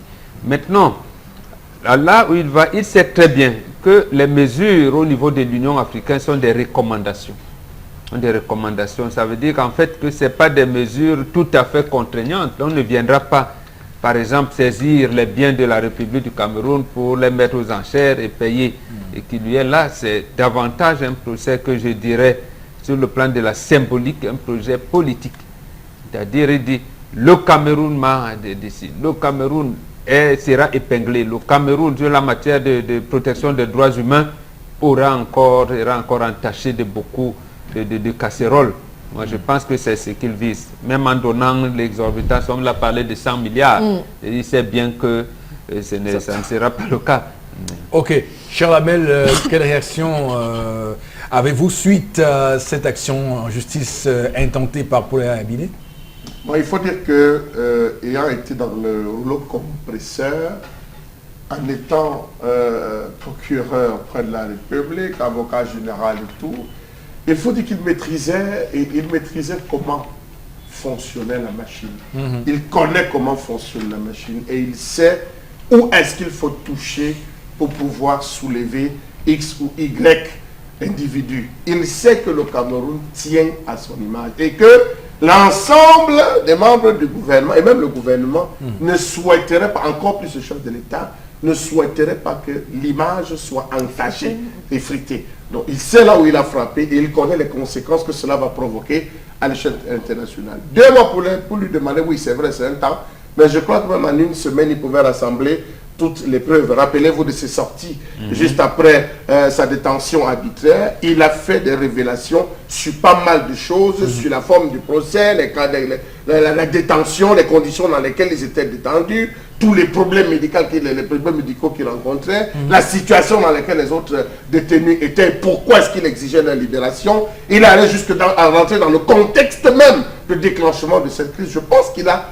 tous les outils. Est-ce que donc, on va lui permettre pour ces 2 mois de présenter, parce que s'il présente cela, forcément ça va entacher l'image du Cameroun, cela va reposer beaucoup plus à propos de la question de la crise anglophone qu'on essaye de cacher, beaucoup de choses vont être dites, des révélations vont être faites.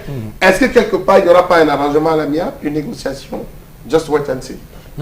Alors, ce qui est curieux en ce qui me concerne, sur le plan des procédures, c'est que, en règle générale, lorsqu'on saisit une juridiction internationale, on recommande qu'on ait d'abord épuisé tous les voies de recours à l'interne.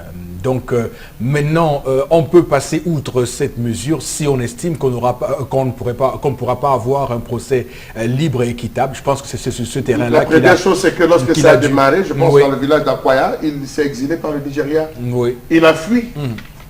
Paul Ayabile n'est plus au Cameroun. Il a fui lorsqu'on a essayé d'intenter à sa vie par 2 fois dans son domicile.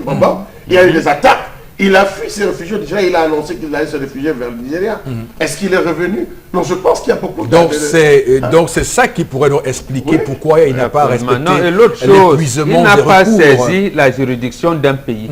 Il a saisi un organisme qui est supra. Voilà, qui est supra. Oui. Donc c'est le plus souvent ce qui est recommandé en matière de justice internationale. Donc je pense que c'est cet aspect que vous signalez qui a été donc mis en avant. Donc l'impossibilité pour lui d'avoir un procès juste et équitable dans son pays, mais ensuite sa vie qui peut être également en péril. Donc c'est des cas qui viennent être des insuffisances du moins à cela. Tendance nous regarde avec concentration. Avec concentration là. On dit qu'il a porté plainte à l'État du Cameroun. Qui va aller en prison. Donc il porte plainte à mon Non, père. il porte plainte à l'État. Non, il dit que quand elle gagne le procès, l'État doit lui donner l'argent, 100 milliards. Ah, 100 milliards. On va prendre que tous les détournés ont pris. Tous les détournés de fonds ont pris là. Il n'y a même plus 5 francs au Cameroun. On va demander aux détournés de rembourser l'argent. Il y a toujours moyen pour l'international de reprendre l'argent. Hein. Et le linge, ça se lave en famille. Arrêtez que quand il y a moins de problèmes, vous appelez, c'est l'ONU qui intervient. L'Union africaine, les deux, l'ONU ou l'Union africaine, ou les deux. Les gens la gâtent seulement, ils ne viennent même pas pour arranger. Donc évite que quand il y a un problème, tu saisis la justice internationale. On appelle ça justice internationale. Le linge sale se lave en famille. C'est pour ça qu'on dit à ton père d'arranger ici. Sinon les citoyens vont amener son nom là-bas. Il a compris. Tu as vu mon père, c'était étonnant. Non. Il a maigri à cause des gens qui ne font qu'on prononce son nom. Partout on prononce son nom. C'est sûr qu'hier même il a croqué sa langue. Parce qu'on causait, il ne parlait pas bien au téléphone. J'ai senti que vous avez prononcé, amené un nom chez Marabout jusqu'à... Il a croqué sa langue hier. Le linge, ça se lave en famille, pardon. Laissez même pourquoi notre pays, on parle bien de notre pays quelque part. Maintenant tu vas aller te plaindre dans tout le monde entier. C'est pas normal ça. Pour moi, je trouve que c'est pas normal. C'est pas bien pour nous. Le pays, ça a eu trop de problèmes comme ça. Oh. Florazé, quelle est votre analyse sur cette plainte de Paul Aya Abiné? Oui, Eric Foposi, je crois qu'il faut également revenir sur les différentes procédures, c'est-à-dire le spectacle qu'il y a souvent autour justement des personnes qui sont convoquées, hein, même qu'ils soient pour détournement ou pas. Je crois qu'il faut quand même faire très attention. Et puis, puisqu'on est au cœur de la crise anglophone, il y a quand même des personnes qui ont quand même vu leur droit s'effriter à un moment donné. Donc, je crois qu'il faut revenir au niveau de la procédure. La procédure, justement, c'est bon, l'a évoqué, qu'on n'ait pas confiance en sa justice, qu'on aille justement à une instance internationale, donc ailleurs. Ça pose un véritable problème. Un véritable problème, même pour le citoyen lambda. Même pour le citoyen lambda, il y a des personnes, justement, qui peut-être qui ne sont pas connues de nous, hein, mais qui, à un moment donné, sont vues heurtées.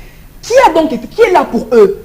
Qui est là pour eux? Qui est là pour défendre leurs droits? Je crois qu'on peut voir ça ainsi. On peut également, à travers cette plainte, parce que tout le monde peut sortir dans la rue pour dire, ok, surtout à travers cette crise anglophone, et se dire à un moment donné, j'ai été ci, j'ai eu ça, j'ai ça.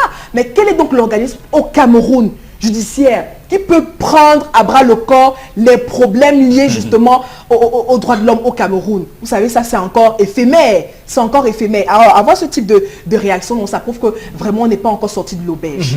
Tout à fait. Donc voilà ce qu'on pouvait dire, madame, monsieur, sur cette plainte de Paul Aya Abiné contre l'État du Cameroun pour détention arbitraire auprès de l'Union africaine. Et on peut comprendre hein, qu'au Cameroun, cette justice que nous respectons d'ailleurs soit encore à subir des procès comme on peut le sentir, hein, de procès qui ne soient pas justes et équitables lorsqu'on n'a pas épuisé tous les voies de recours, que ce soit en première instance, que ce soit en appel ou encore lorsqu'on va encore plus haut à la Cour suprême. On voit très bien le plus souvent la difficulté qu'on a à appliquer, même d'ailleurs les décisions de justice. Souvenez-vous, le cas Amadou Toumouna avec la CMC, c'est pour dire que la justice au Cameroun est aujourd'hui au devant de la scène et devra peut-être, pourquoi pas, se revoir ses canons. On va prendre l'autre information ce matin. Au Tchad, oui, l'information qui continue justement de poser des interrogations, qui continue de faire le buzz, chers téléspectateurs, avec Baïwan Dibergui Aman Rosine, qui a donc été viré du gouvernement, oui, on va le dire ainsi, pour ses convictions religieuses. On se souvient qu'on a également eu sur les réseaux sociaux des images qui relataient son refus de prêter serment au nom d'une confession religieuse au cours de la cérémonie de prestation de serment des nouveaux membres du gouvernement qui s'est donc tenue à Djamena.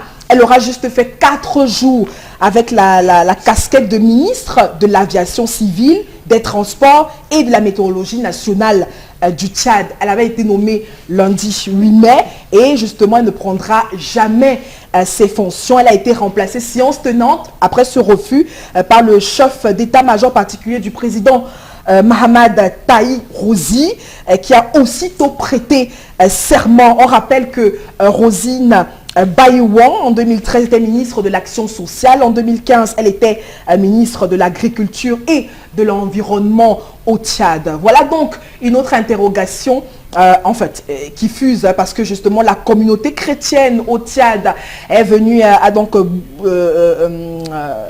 botter en touche à la nouvelle loi fondamentale qui est instituée par la 4e République tchadienne et qui dit donc que chaque membre du gouvernement doit prêter serment en fonction du serment dit, selon la confession, la formule confessionnée consacrée par la loi sur le Coran, la Bible, ou alors pour ceux qui ne sont d'aucune obédience religieuse, sur un rite ancestral par celui qui n'appartient à aucune confession. Donc justement, le débat est ouvert au Tchad et même à l'échelle internationale par rapport à ce geste posé par Bai Wang Aman Rosina. Bobo Bengan qui va réagir en premier sur ce sujet parce que ça concerne quand même une question qui en Afrique divise parce que pour les tenants de la fibre ancestrale et traditionnelle, c'est toujours un peu bizarre qu'on puisse jurer sur le Coran ou sur la Bible lorsqu'on va rentrer en fonction, lorsqu'on met en perspective nos traditions africaines, nos cultures africaines. Mais rappelons quand même que dans un pays comme les États-Unis, qui est pourtant un État laïque, entre guillemets, le président de la République d'abord prête seulement sur la Bible. Hein. Donc j'ai vu des gens remettre en question la laïcité de l'État tchadien. Je rappelle qu'il y a des pays quand même qui se disent laïques, mais qui obligent le président de la République à jurer sur la Bible en prêtant serment. Mais d'abord, d'où est venue cette façon de faire qu'il fallait jurer forcément avant d'entrer en fonction? Je ne comprends pas ce mécanisme-là. Non. D'abord, pour le mécanisme, ça vient de chez nous en Afrique. Oui. On prête serment. Même nous, les initiés, vous devez prêter serment devant Dieu, devant les ancêtres, d'être dans la justice et de la vérité. Donc, le serment, c'est nous qui l'avons institué. Et les religions qui sont nés après, enfin les religions judaïques après, ils ont donc copié cela, ils ont dit non, et on peut prêter serment sur ci. Et comme les religions sont toujours en guerre, et on vous dit non, Dieu, Allah et tout ça, Bouddha, ainsi de suite, ainsi de suite. Donc c'est nous qui avons institué le serment, et le serment est bien. Mais bon, le serment, mais est-ce que c'est jurer le serment? Est-ce qu'on doit jurer Je jure de ne pas, est-ce que parce que... Sauf que ici, le serment, le pseudo-serment qu'on prête à nos États, que ce soit aux États-Unis, en Ouzbékistan, au Tchad, au Cameroun, ou je ne sais pas moi, en Algérie, c'est des serments bidons. Je veux dire, c'est d'ordre protocolaire. Ça n'a rien de mystique, de spirituel. Or, nous, notre serment... Et même de contraignant. Oui, c'est pourquoi que je dis, quand quelque chose est spirituel, les contraignants. Mais ici, la religiosité n'est pas spirituelle. C'est pour cette raison que lorsque les initiés africains vous disent que vous parlez de religion, mais vous ne parlez pas de spiritualité. Parce que c'est deux choses. La religion se rattache au prophète, au Messie ou à quelque chose. Or, la spiritualité, c'est l'éveil de l'âme de Dieu qui est en vous. Donc, quand vous êtes en contact direct avec Dieu, lorsque vous prêtez serment, c'est contraignant. D'accord. C'est-à-dire que quand vous êtes en justice ou pas, quand vous tombez, vous subissez. C'est ça le serment. Mais il faut dire quand même que la ministre tchadienne ouvre un débat qui est important à faire. J'ai la soutien, bien que je ne sois pas chrétien, j'ai la soutien. Parce qu'elle dit que nulle part dans la Bible, on demande aux gens de jurer sur le nom de Dieu. Ce qu'elle dit est quand même recevable. Est-ce qu'on doit jurer sur Dieu qu'on ne fera pas ci ou ci, ça pourrait être comme une injure. Et justement, quand elle dit même au nom de Dieu, les autres qui disent Allah, apparemment c'est la même chose. C'est seulement de confession. Mais l'autre collègue, une femme, a prêté serment exactement comme elle a fait, mais on a refusé son serment. Lui en disant, mais non, et c'est le président qui présidait. Ça veut dire que le président, c'est lui le magistrat, c'est lui qui reçoit le serment. Là, c'est déjà une incongruité. Lui-même, bon, je peux comprendre que dans la constitution tchadienne, on dise les ministres sont responsables devant le chef de l'État, le président de la République qui le nomme. D'accord. Mais ne pouvait-on pas imaginer une juridiction qui pouvait recevoir ce serment? Ou alors une institution étatique qui puisse recevoir ce serment? Parce que lui, le président de la République, il prête serment devant l'Assemblée nationale. Pourquoi les ministres qui vont présenter, qui vont défendre leur projet de loi devant l'Assemblée nationale, ne peuvent-ils pas prêter serment devant l'Assemblée nationale? Ou alors devant la Cour suprême? Donc, pourquoi c'est lui? D'accord. Bon, ça pose. Maintenant, sur le plan de confession religieuse, ça embarrasse donc même lui, le président Idriss Déby Itno. Il s'est dit l'État laïque. Après, il vous dit, oui, mais ça a été donné par toutes les confessions religieuses. Vous voyez donc comment nos rois télé, nos rois télé viennent et sont toujours pris dans des contradictions que eux-mêmes ils ont vécues. C'est comme ça que j'allais dire, ils mettent eux-mêmes les germes de leur propre destruction dans des lois qu'ils se sont forgées eux-mêmes. En tout cas, j'aimerais moi aussi que le Cameroun puisse adopter cette prestation de serment qu'on pourrait obliger au ministre. Peut-être qu'on aurait moins de fonds publics, peut-être qu'on aurait moins de je vous donne un cas. D'anciens ministres à Ponengui. Il a été convoqué sur le tribunal quand il voulait déboulonner le monument de Leclerc. Il a dit qu'il ne prête serment ni sur la Bible, ni sur le Coran. Il a dit, bon, qu'on lui trouve quelque chose. Ça a embarrassé le tribunal à Bonanjo. Bon, voilà.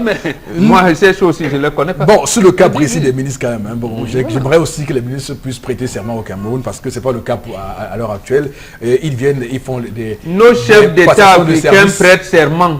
Mais ils donnent souvent, ils font la déclaration de biens. Je jure que je vais la constitution. Mais au moins quand même, ce sera ils ne respectent pas. Donc en réalité, c'est symbolique, c'est rien à voir. Au moins qu'ils le fassent pour que demain on leur dise. Alors vous avez il faut qu'on enlève. Comme Basile Atrakuna, comme il a tout récemment, il a. Prenons le chef de l'État actuel. Il a prêté serment pour appliquer la constitution. D'abord, celle-ci. En 97, prête serment pour appliquer cette constitution-là, qui prévoyait la limitation des mandats.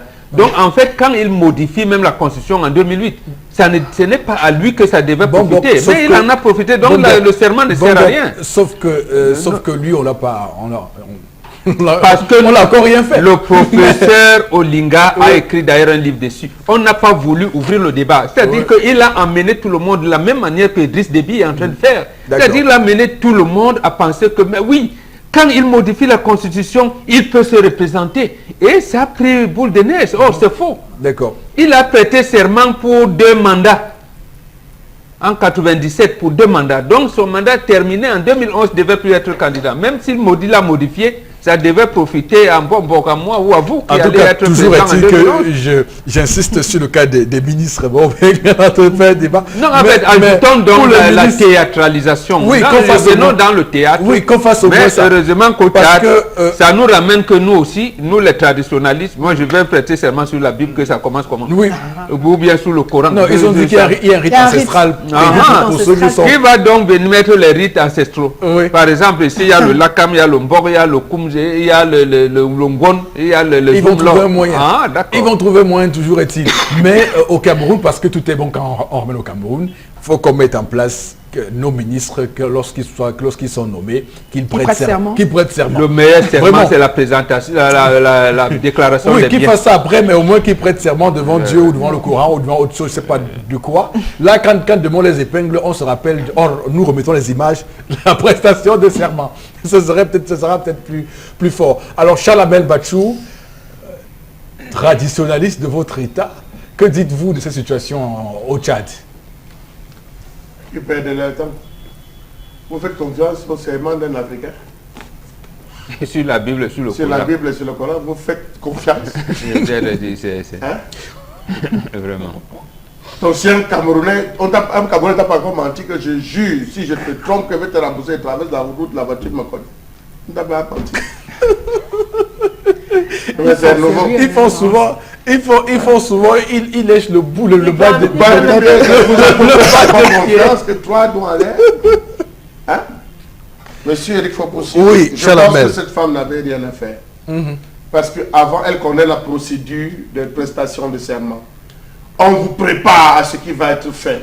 Le protocole vous dit à tel moment vous allez faire ceci, à tel moment vous allez faire cela, on va vous inviter. Elle a voulu faire son show. Non.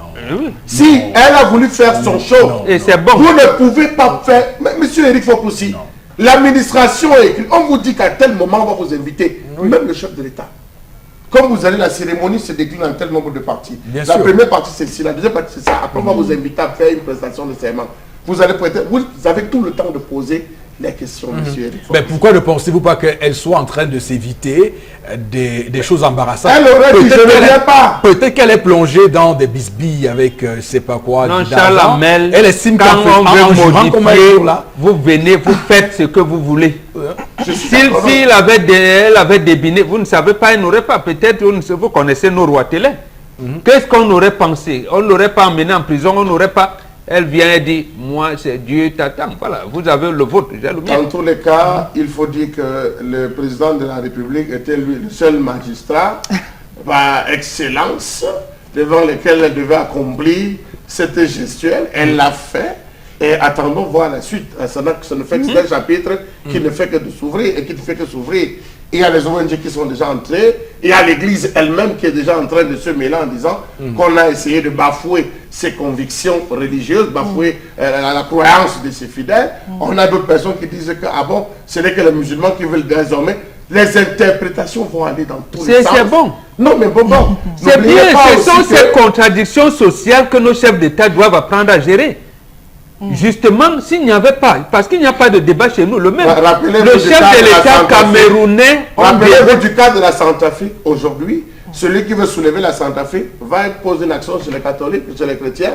Aussitôt, il y aura des répercussions sur les musulmans. Non, il faut éviter justement ça. Non, la Centrafrique, comme me permet, la Centrafrique n'a vraiment jamais été un État depuis l'assassinat de Boganda. Jusqu'à aujourd'hui, on a déconstruit ce pays exprès. Mais pour les autres, les semblants de pays qui restent, il faudrait effectivement revenir à ces contradictions-là et les poser. D'accord. Tendance, qu'est-ce que tu penses de cette histoire avec la ministre qui a refusé de prêter serment en jurant sur la Bible au Tchad? Mais qu'elle ne veut pas. Tchad, c'est mon deuxième pays d'accueil. Je connais les quartiers là-bas, je connais Facha, je connais Sabangali, je connais Paris-Congo. Ouattara ne peut pas me dire le contraire. Mais si elle ne veut pas, est-ce qu'on va l'obliger à être ministre? Voilà, elle ne veut pas, non. Mais quand elle ne veut pas, laissez-la. On la laisse tranquille. On l'a obligé, Momo. Non, le président de la République lui a dit de rentrer à la maison. Non, on l'a remplacé. On l'a remplacé. C'est comme ça, quand on ne veut pas, on laisse. Et quand on ne peut pas, on laisse. Voilà. Elle a dit qu'elle ne peut pas. Maintenant, les gens font de ça un problème jusqu'à... Si elle ne se sent pas, elle va dire qu'elle ne veut pas. D'accord. Laissez-la. Merci beaucoup Florazé pour cette revue des réseaux sociaux. C'est la fin. Le temps pour nous de basculer au plateau B pour retrouver Kinine 22 qui va évidemment nous parler des gyrophares de signalisation encore ce lundi matin. Bonjour et bienvenue Kinine 22 sur le plateau. Merci, bonjour Eric, bonjour à tous les panélistes, également bonjour à tous les amis et confrères qui nous regardent, n'est-ce pas, à travers leurs écrans à la maison. Bienvenue encore sur la plateforme qui nous donne de communiquer bien davantage sur ce gadget de sécurité qui vous permet, n'est-ce pas, de baliser l'avant et l'arrière de votre véhicule en cas de détresse majeure sous un axe routier non éclairé en nocturne. Avant tout cela, messieurs et dames, ce gadget est constitué d'une matière impossible est constitué d'une matière qui, sérieusement, n'est pas facile à détruire parce que enveloppé d'une substance de gomme qui permet, n'est-ce pas, de rebondir sur tous les chocs possibles. Et surtout, ce gadget a 9 fonctions, donc 9 manières de s'allumer. Et la 9e des fonctions est celle je dirais, la fonction torche qui vous permet d'éclairer votre mécanicien, n'est-ce pas, en cas de panne majeure sur nos axes routiers non éclairés en nocturne. Regardons justement à l'écran et nous allons voir quelques véhicules balisés à l'avant et à l'arrière, permettant, n'est-ce pas, à ceux qui viennent dans les deux sens, n'est-ce pas, de ralentir et surtout de compatir à votre situation de détresse sur ces axes routiers non éclairés en nocturne. Le gyrophare de signalisation de détresse est, n'est-ce pas, ce gadget qui est constitué bien évidemment de cette matière qui est presque impossible de se détruire sur une pression majeure. Et voilà, et vous constatez avec moi également à l'écran là, un balisage traditionnel dit avec les herbes comme nous faisons d'habitude sur nos axes routiers non éclairés en nocturne, et ceux qui viennent à l'avant ou à l'arrière grâce à cette lueur de lumière apercevable à des centaines de mètres par ce gyrophare destination de détresse ralentissent parce qu'ils compatissent, n'est-ce pas, à votre situation de détresse majeure sur nos axes routiers encore non éclairés en nocturne. Il est très simple et facile de la voir. Si vous êtes à Douala, à Yaoundé, partout encore au Cameroun ou à l'extérieur, il vous suffit tout simplement d'appeler le numéro qui s'affiche au bas de l'écran, à savoir le 691 38 17 10. Et là, vous serez servi partout où vous soyez. Alors, il est très simple et très moins cher, messieurs et dames. Il ne coûte que 5500 francs CFA. Je dis bien 5500 francs CFA. C'est un gadget miniaturisé. C'est un gadget facile à matérialiser lors d'une panne ou encore lors d'un accident sur nos axes routiers non éclairés en nocturne. Et bien évidemment, lorsque vous balisez l'avant et l'arrière de vos véhicules, vous êtes en sécurité totale sur nos axes routiers non éclairés, parce que c'est eux qui viennent dans les deux sens. Vous voyez bien à l'avance. Mesdames, messieurs, amis confrères, et surtout chers automobilistes, il est très important pour vous de vous munir l'espoir de ce gadget, parce que c'est votre sécurité et une sécurité toujours assurée grâce à ces lueurs de lumière apercevables à des centaines de mètres en nocturne. Merci Eric. Merci infiniment Kénine22 pour avoir su si bien nous dérouler les informations sur les gyrophares de signalisation. Madame, Monsieur, l'émission se poursuit avec, comme vous le savez, interpellation. Nous irons d'abord prendre les images tournées par Cédric Chouna. A tout de suite donc. Je vais parler par rapport au secteur de moto. Ils se sont décidés et créer leur syndicat au nom de Sinacomotac pour pouvoir aider le gouvernement à se mettre en règle ou décider à se mettre en règle pour le développement de leur pays. Mais il y a une petite souci qui s'impose. Parce que même si le Benskiner a un problème, a un choc avec un taximan ou une voiture, c'est l'homme Benskiner qui a tué tort. Et c'est là, je trouve que ce n'est pas normal par rapport au développement de notre pays, si se sont décidés de se mettre en règle. Effectivement, sa raison n'est pas... Parce que même si un homme en tenue là, il va tuer...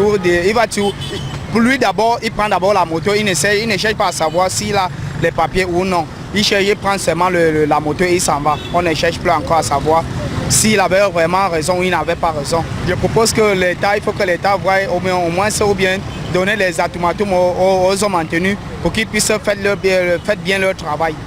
Et là, les Benskiner seront en règle. Voilà, nous sommes de retour sur le plateau, madame, messieurs, avec ce sujet lié aux conducteurs de moto-taxi. Bon, au Bengan, on va surtout dire que c'est une activité qui au Cameroun est en train d'évoluer, parce qu'on voit bien que le chef de l'État a tout récemment officialisé leur présence dans nos villes, mais il y a quand même des réglementations, puisque on a circonscrit certaines zones urbaines où ils sont interdits de circulation, et jusque-là, ça crée toujours des bruits. On a l'impression que ça n'avance pas, que ça coince à un moment donné. Comment vous expliquez ça? Vous dites que ça évolue. Bon, peut-être, parce que sur les 100 000 Benskiner au Cameroun, à Douala, peut-être il y en a 5 ou 6 qui ont des papiers. Mais moi, je pense que ça n'évolue pas. Oui. La première raison, c'est que ce métier n'a pas été pensé. Bon, si on peut parler de métier, ça n'a pas été pensé au départ. C'est né comme ça de manière fortuite, et on est en train de chercher une réglementation pour encadrer, et c'est ça qui fait problème. Aujourd'hui, au moins les bases pourraient que un conducteur de moto-taxi doit avoir son permis A, et doit assurer sa moto, et l'immatriculer, l'assurer, et avoir des casques.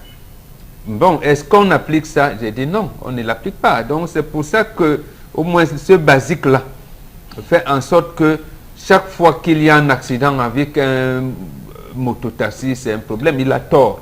Quand il dit tort, ça veut dire qu'il fait ses dépassements à gauche, à droite. Mais prenons même le cas où le dépassement était bien, où j'allais dire c'est un accident qui est survenu, il n'a pas bien apprécié, je ne sais pas, un nid de poule, il est entré dans... Il n'a pas tous ses papiers, on fait comment? Voilà, ce n'est pas réglementé. Moi, je pense que notre compatriote n'a pas raison quand il donne le tort aux policiers. Le policier, bon, quelquefois, il peut avoir des des écarts, mais généralement, les mototaxis ne sont pas en règle, ils n'ont pas de papiers. Ils ont peut-être loué la moto, acheté, mais ils n'ont pas les papiers qui encadrent leur activité. Même s'ils se plaignent de ce qu'ils sont ponctionnés. Hein. Bon. Mais c'est pour ça... Je ne ferai pas ici le porte-parole des conducteurs de là, l'État même n'arrive pas à savoir comment les encadrer. Est-ce qu'ils doivent rester au niveau de chaque commune, s'enregistrer au niveau de chaque commune au sein duquel voilà, ils payent l'impôt libératoire. Il y en a qui ont commencé, mais la moto n'est d'abord pas immatriculée. Elle n'est pas sûre. Mais vous venez payer l'impôt libératoire. Autrefois, moi j'ai vu aussi certains. Donc le propriétaire est à la maison, il ne vous a pas donné toutes les pièces.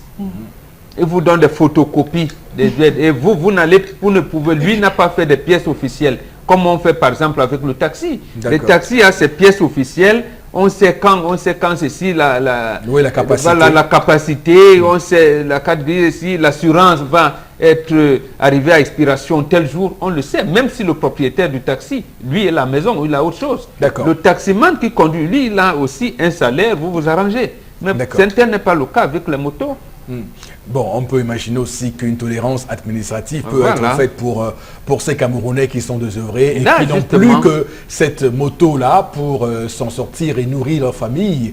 Nous prenons tous les motos, effectivement. Que pensez-vous de ça? Je pense que ce qu'a voulu dégager notre compatriote, c'est l'idée préconçue que les gens ont des benzikineurs, permettez-moi de les appeler ainsi, ou des mototaximens. Pourquoi? Chaque fois qu'il y a eu un choc entre un mototaximan, une moto, un véhicule, le propriétaire du véhicule sort, il n'a pas deux choses, c'est d'abord des coups de poing qui donnent au propriétaire de la moto, c'est des frappes, parfois il sort directement avec la chaîne, il enchaîne la moto, il ne veut rien savoir, même lorsqu'il a tort. Alors, c'est ce qui est poussé, il faut le dire, les benzikineurs ou les mototaximens à adopter une autre stratégie qui consiste à jouer sur le nombre. Désormais, lorsqu'il y a un choc entre une moto et un véhicule, aussitôt vous voyez 200 motos, ils viennent encercler le monsieur parce qu'ils savent que le monsieur va faire pour essayer de faire un contrepoids. Donc, je pense qu'il a dit là qu'il faudrait qu'on essaie de voir. Et puis même encore, lorsque le choc est avec un homme en tenue, on vient carrément porter la moto, on ne cherche à rien savoir, on porte la moto. Donc je pense qu'à un niveau, il faudrait quand même que tous les usagers méritent d'être égaux. C'est-à-dire en termes de choc est là. Du moins qu'on respecte ce qu'ils font parce qu'ils font un travail, moi je dois le dire, indispensable. Dans une ville comme Douala par exemple, ces motos-là, je vous assure, sauvent des vies. Hein. Voilà, donc pour dire même dans nos villages. J'en viens à cela pour dire que les chiffres sont désormais clairs. Sur 100% de motos, il y a 40% qui ont déjà réussi à avoir des papiers immatriculés leur moto. Ça prouve que tout doucement, il y a une évolution. Il y a une petite évolution. Ils s'organisent en syndicat. Faites un tour à Dali, puis un syndicat. Ici à Bonacom, on a déjà un syndicat. Donc on les pousse progressivement à cela pour pouvoir arriver. Donc j'estime que les usagers aussi, les propriétaires de véhicules, devraient avoir beaucoup plus de respect et de considération pour ces hommes. Celui qui est sur la moto n'est forcément pas un va-nu-pied. Ça peut être un licencié, ça peut être un gars qui a un master, on a même vu des gens qui travaillent, qui ont des diplômes, qui travaillent, mais qui se servent la moto le soir pour arrondir la fin de mois. Oui, et j'ai tout récemment été témoin d'un conducteur de mototaxi qui m'a transporté. Et qu'est-ce qu'il m'a dit? Il m'a dit qu'il est enseignant de mathématiques. Alors là, je me suis dit, mais un enseignant de mathématiques qui est obligé d'aller faire ça pour arrondir sa fin du mois, ça prouve bien que ça peut permettre aux Camerounais de vivre et de nous garder en paix. Parce que vous savez, c'est important aussi. Non, je ne parle pas de vivre. Non, je suis d'accord de survivre. De survivre, pas de vivre. Enlever l'expression survivre, oui. Bon, vous dites survivre, mais le bonhomme, je peux vous dire que le bonhomme m'a impressionné parce qu'il avait déjà construit sa maison. Je dis, bah ouais, s'il a réussi à le faire grâce à la moto, c'est quand même son rappel de professeur. Non, il n'est pas enseignant du public. Il est enseignant du privé, Charles Amel. Il n'a pas eu de rappel. Allez voir, il a construit à Bonaprise. Non, à PK14. Non, mais il y a la vie à PK14. Non, mais... Les gens vivent à PK14. On survit. Au Cameroun, nous sommes les forçats contre la mort. Nous ne nous battons pas pour avoir une place au soleil, mais nous nous battons pour ne pas mourir. Tout à fait. Donc, en tout cas, quand il l'a dit, j'étais impressionné parce que je me regardais moi-même qui suis à la télé et je voyais le bonhomme et je disais, mais voilà, il a dit. Ben, je le projetais sur moi qui suis à la télé. Donc, imaginez-vous. Alors, on va tout de suite avec vous, madame, monsieur, prendre quelques messages des personnes qui réagissent sur les sujets que nous développons sur ce plateau. Avec vous, Florazé. Bon, on s'est posé les mêmes questions. Il y a un auditeur, un téléspectateur qui demande pourquoi faut-il prêter serment sur la Bible ou le Coran si on ne peut pas respecter. Alors, il y a une autre réaction ce matin. Sur la page 10-12, c'est ça? Oui, 10-12 sur Facebook aussi. Oui. La mercuriale est exorbitante et l'État qui ne prend pas des responsabilités en main. Nous avons une entreprise publique comme la Camwater qui délivre un bon d'encre de 4 900 000 francs, donc 800 000 francs retenus comme TVA. Vous enregistrez le bon de commande à 200 000 avant d'effectuer la livraison, après avoir pris un crédit de 2 500 000 francs pour effectuer les livraisons. Et que sur le bon de commande aussi, on vous donne un délai de paiement de 90 jours. Mais allez voir, à la Camwater, on ne respecte pas les prestataires, ne sont pas payés depuis 2015. D'autres se retrouvent au contentieux avec les banques. C'est tuer les PME. Et si l'État déjà ne paye pas les fournisseurs, alors qu'on ne peut pas laisser votre boutique ouverte aussi si vous ne payez pas vos impôts. C'est une réaction ce matin. C'était bien, c'était un bon témoignage bien poignant. Il doit être habitué des couloirs, des marchés publics au Cameroun. Donc c'est pourquoi il fait des exemples aussi précis, des cas aussi précis. Ça montre que les Camerounais ont des choses à dire et c'est important qu'on mette des sujets comme ça sur la table. Ils ont une association qui s'appelle ACELEC. Ils ont ces problèmes-là, que ce soit avec l'entreprise qui distribue l'eau, l'autre qui distribue l'énergie électrique. Ils ont ce problème-là toujours. Dès fois les bons de commande arrivent tard, il y a panne, on vous interpelle, on dit à tel venez, après le bon de commande n'arrive pas. Quand il arrive, ça devient, le paiement vient tard, ainsi de suite, rien n'est respecté. Le retour au pays dépend des conditions dans lesquelles on y est parti. Voilà, c'est Alzo à l'extrême nord qui réagit. Voilà, c'est par rapport à l'histoire de tendance. Oui, qu'il est parti par la mer. On ne sait jamais. Et qu'on l'a pas aidé. Et qui n'a pas encore eu, le quitus de l'administration belge. Par exemple. Pour les papiers. Parce que vous savez, quand vous épousez une Belge, par exemple, il y a une procédure avant qu'on vous délivre votre carte de... Effectivement, d'un cas comme de l'autre, quoi qu'il arrive, vous êtes le successeur, vous êtes l'unique garçon. Vous devez dire à la famille, par rapport à telle situation, à telle autre, je ne peux pas parce que. Mais vous ne pouvez pas dire je viens.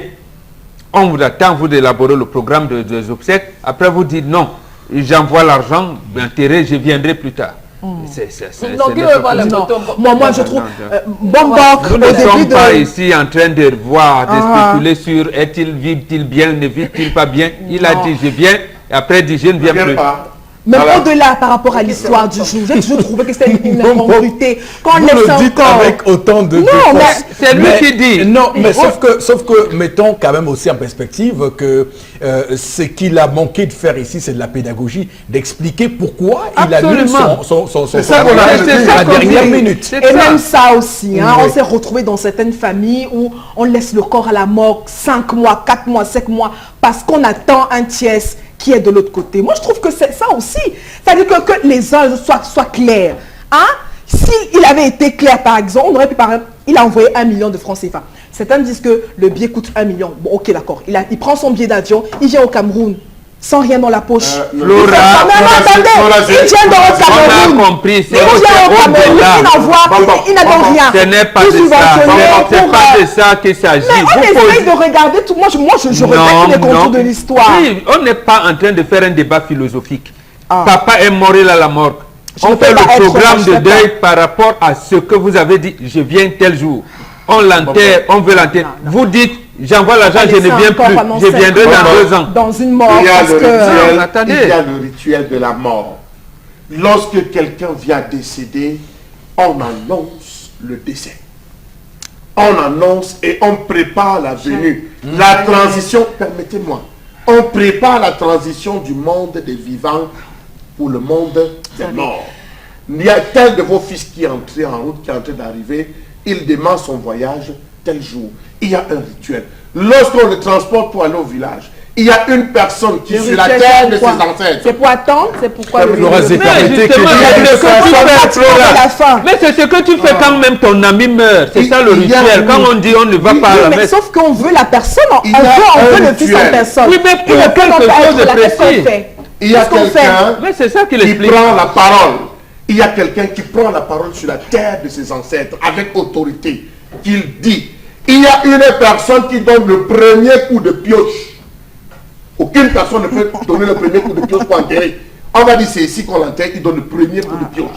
Et lorsqu'il a donné le premier coup de pioche, il y a des gens qui se mettent à creuser. Lorsqu'on a creusé, il y a une personne qui prend terre, qui est censée prendre la terre en disant tu es venu poussière, tu es reparti la poussière avec des dents, il le renvoie. Et il y a une personne qui ferme. Il y a une personne qui entonne la chanson de séparation, ce qu'on appelle lamentation. Et il y a une dernière personne qui plante l'arbre de la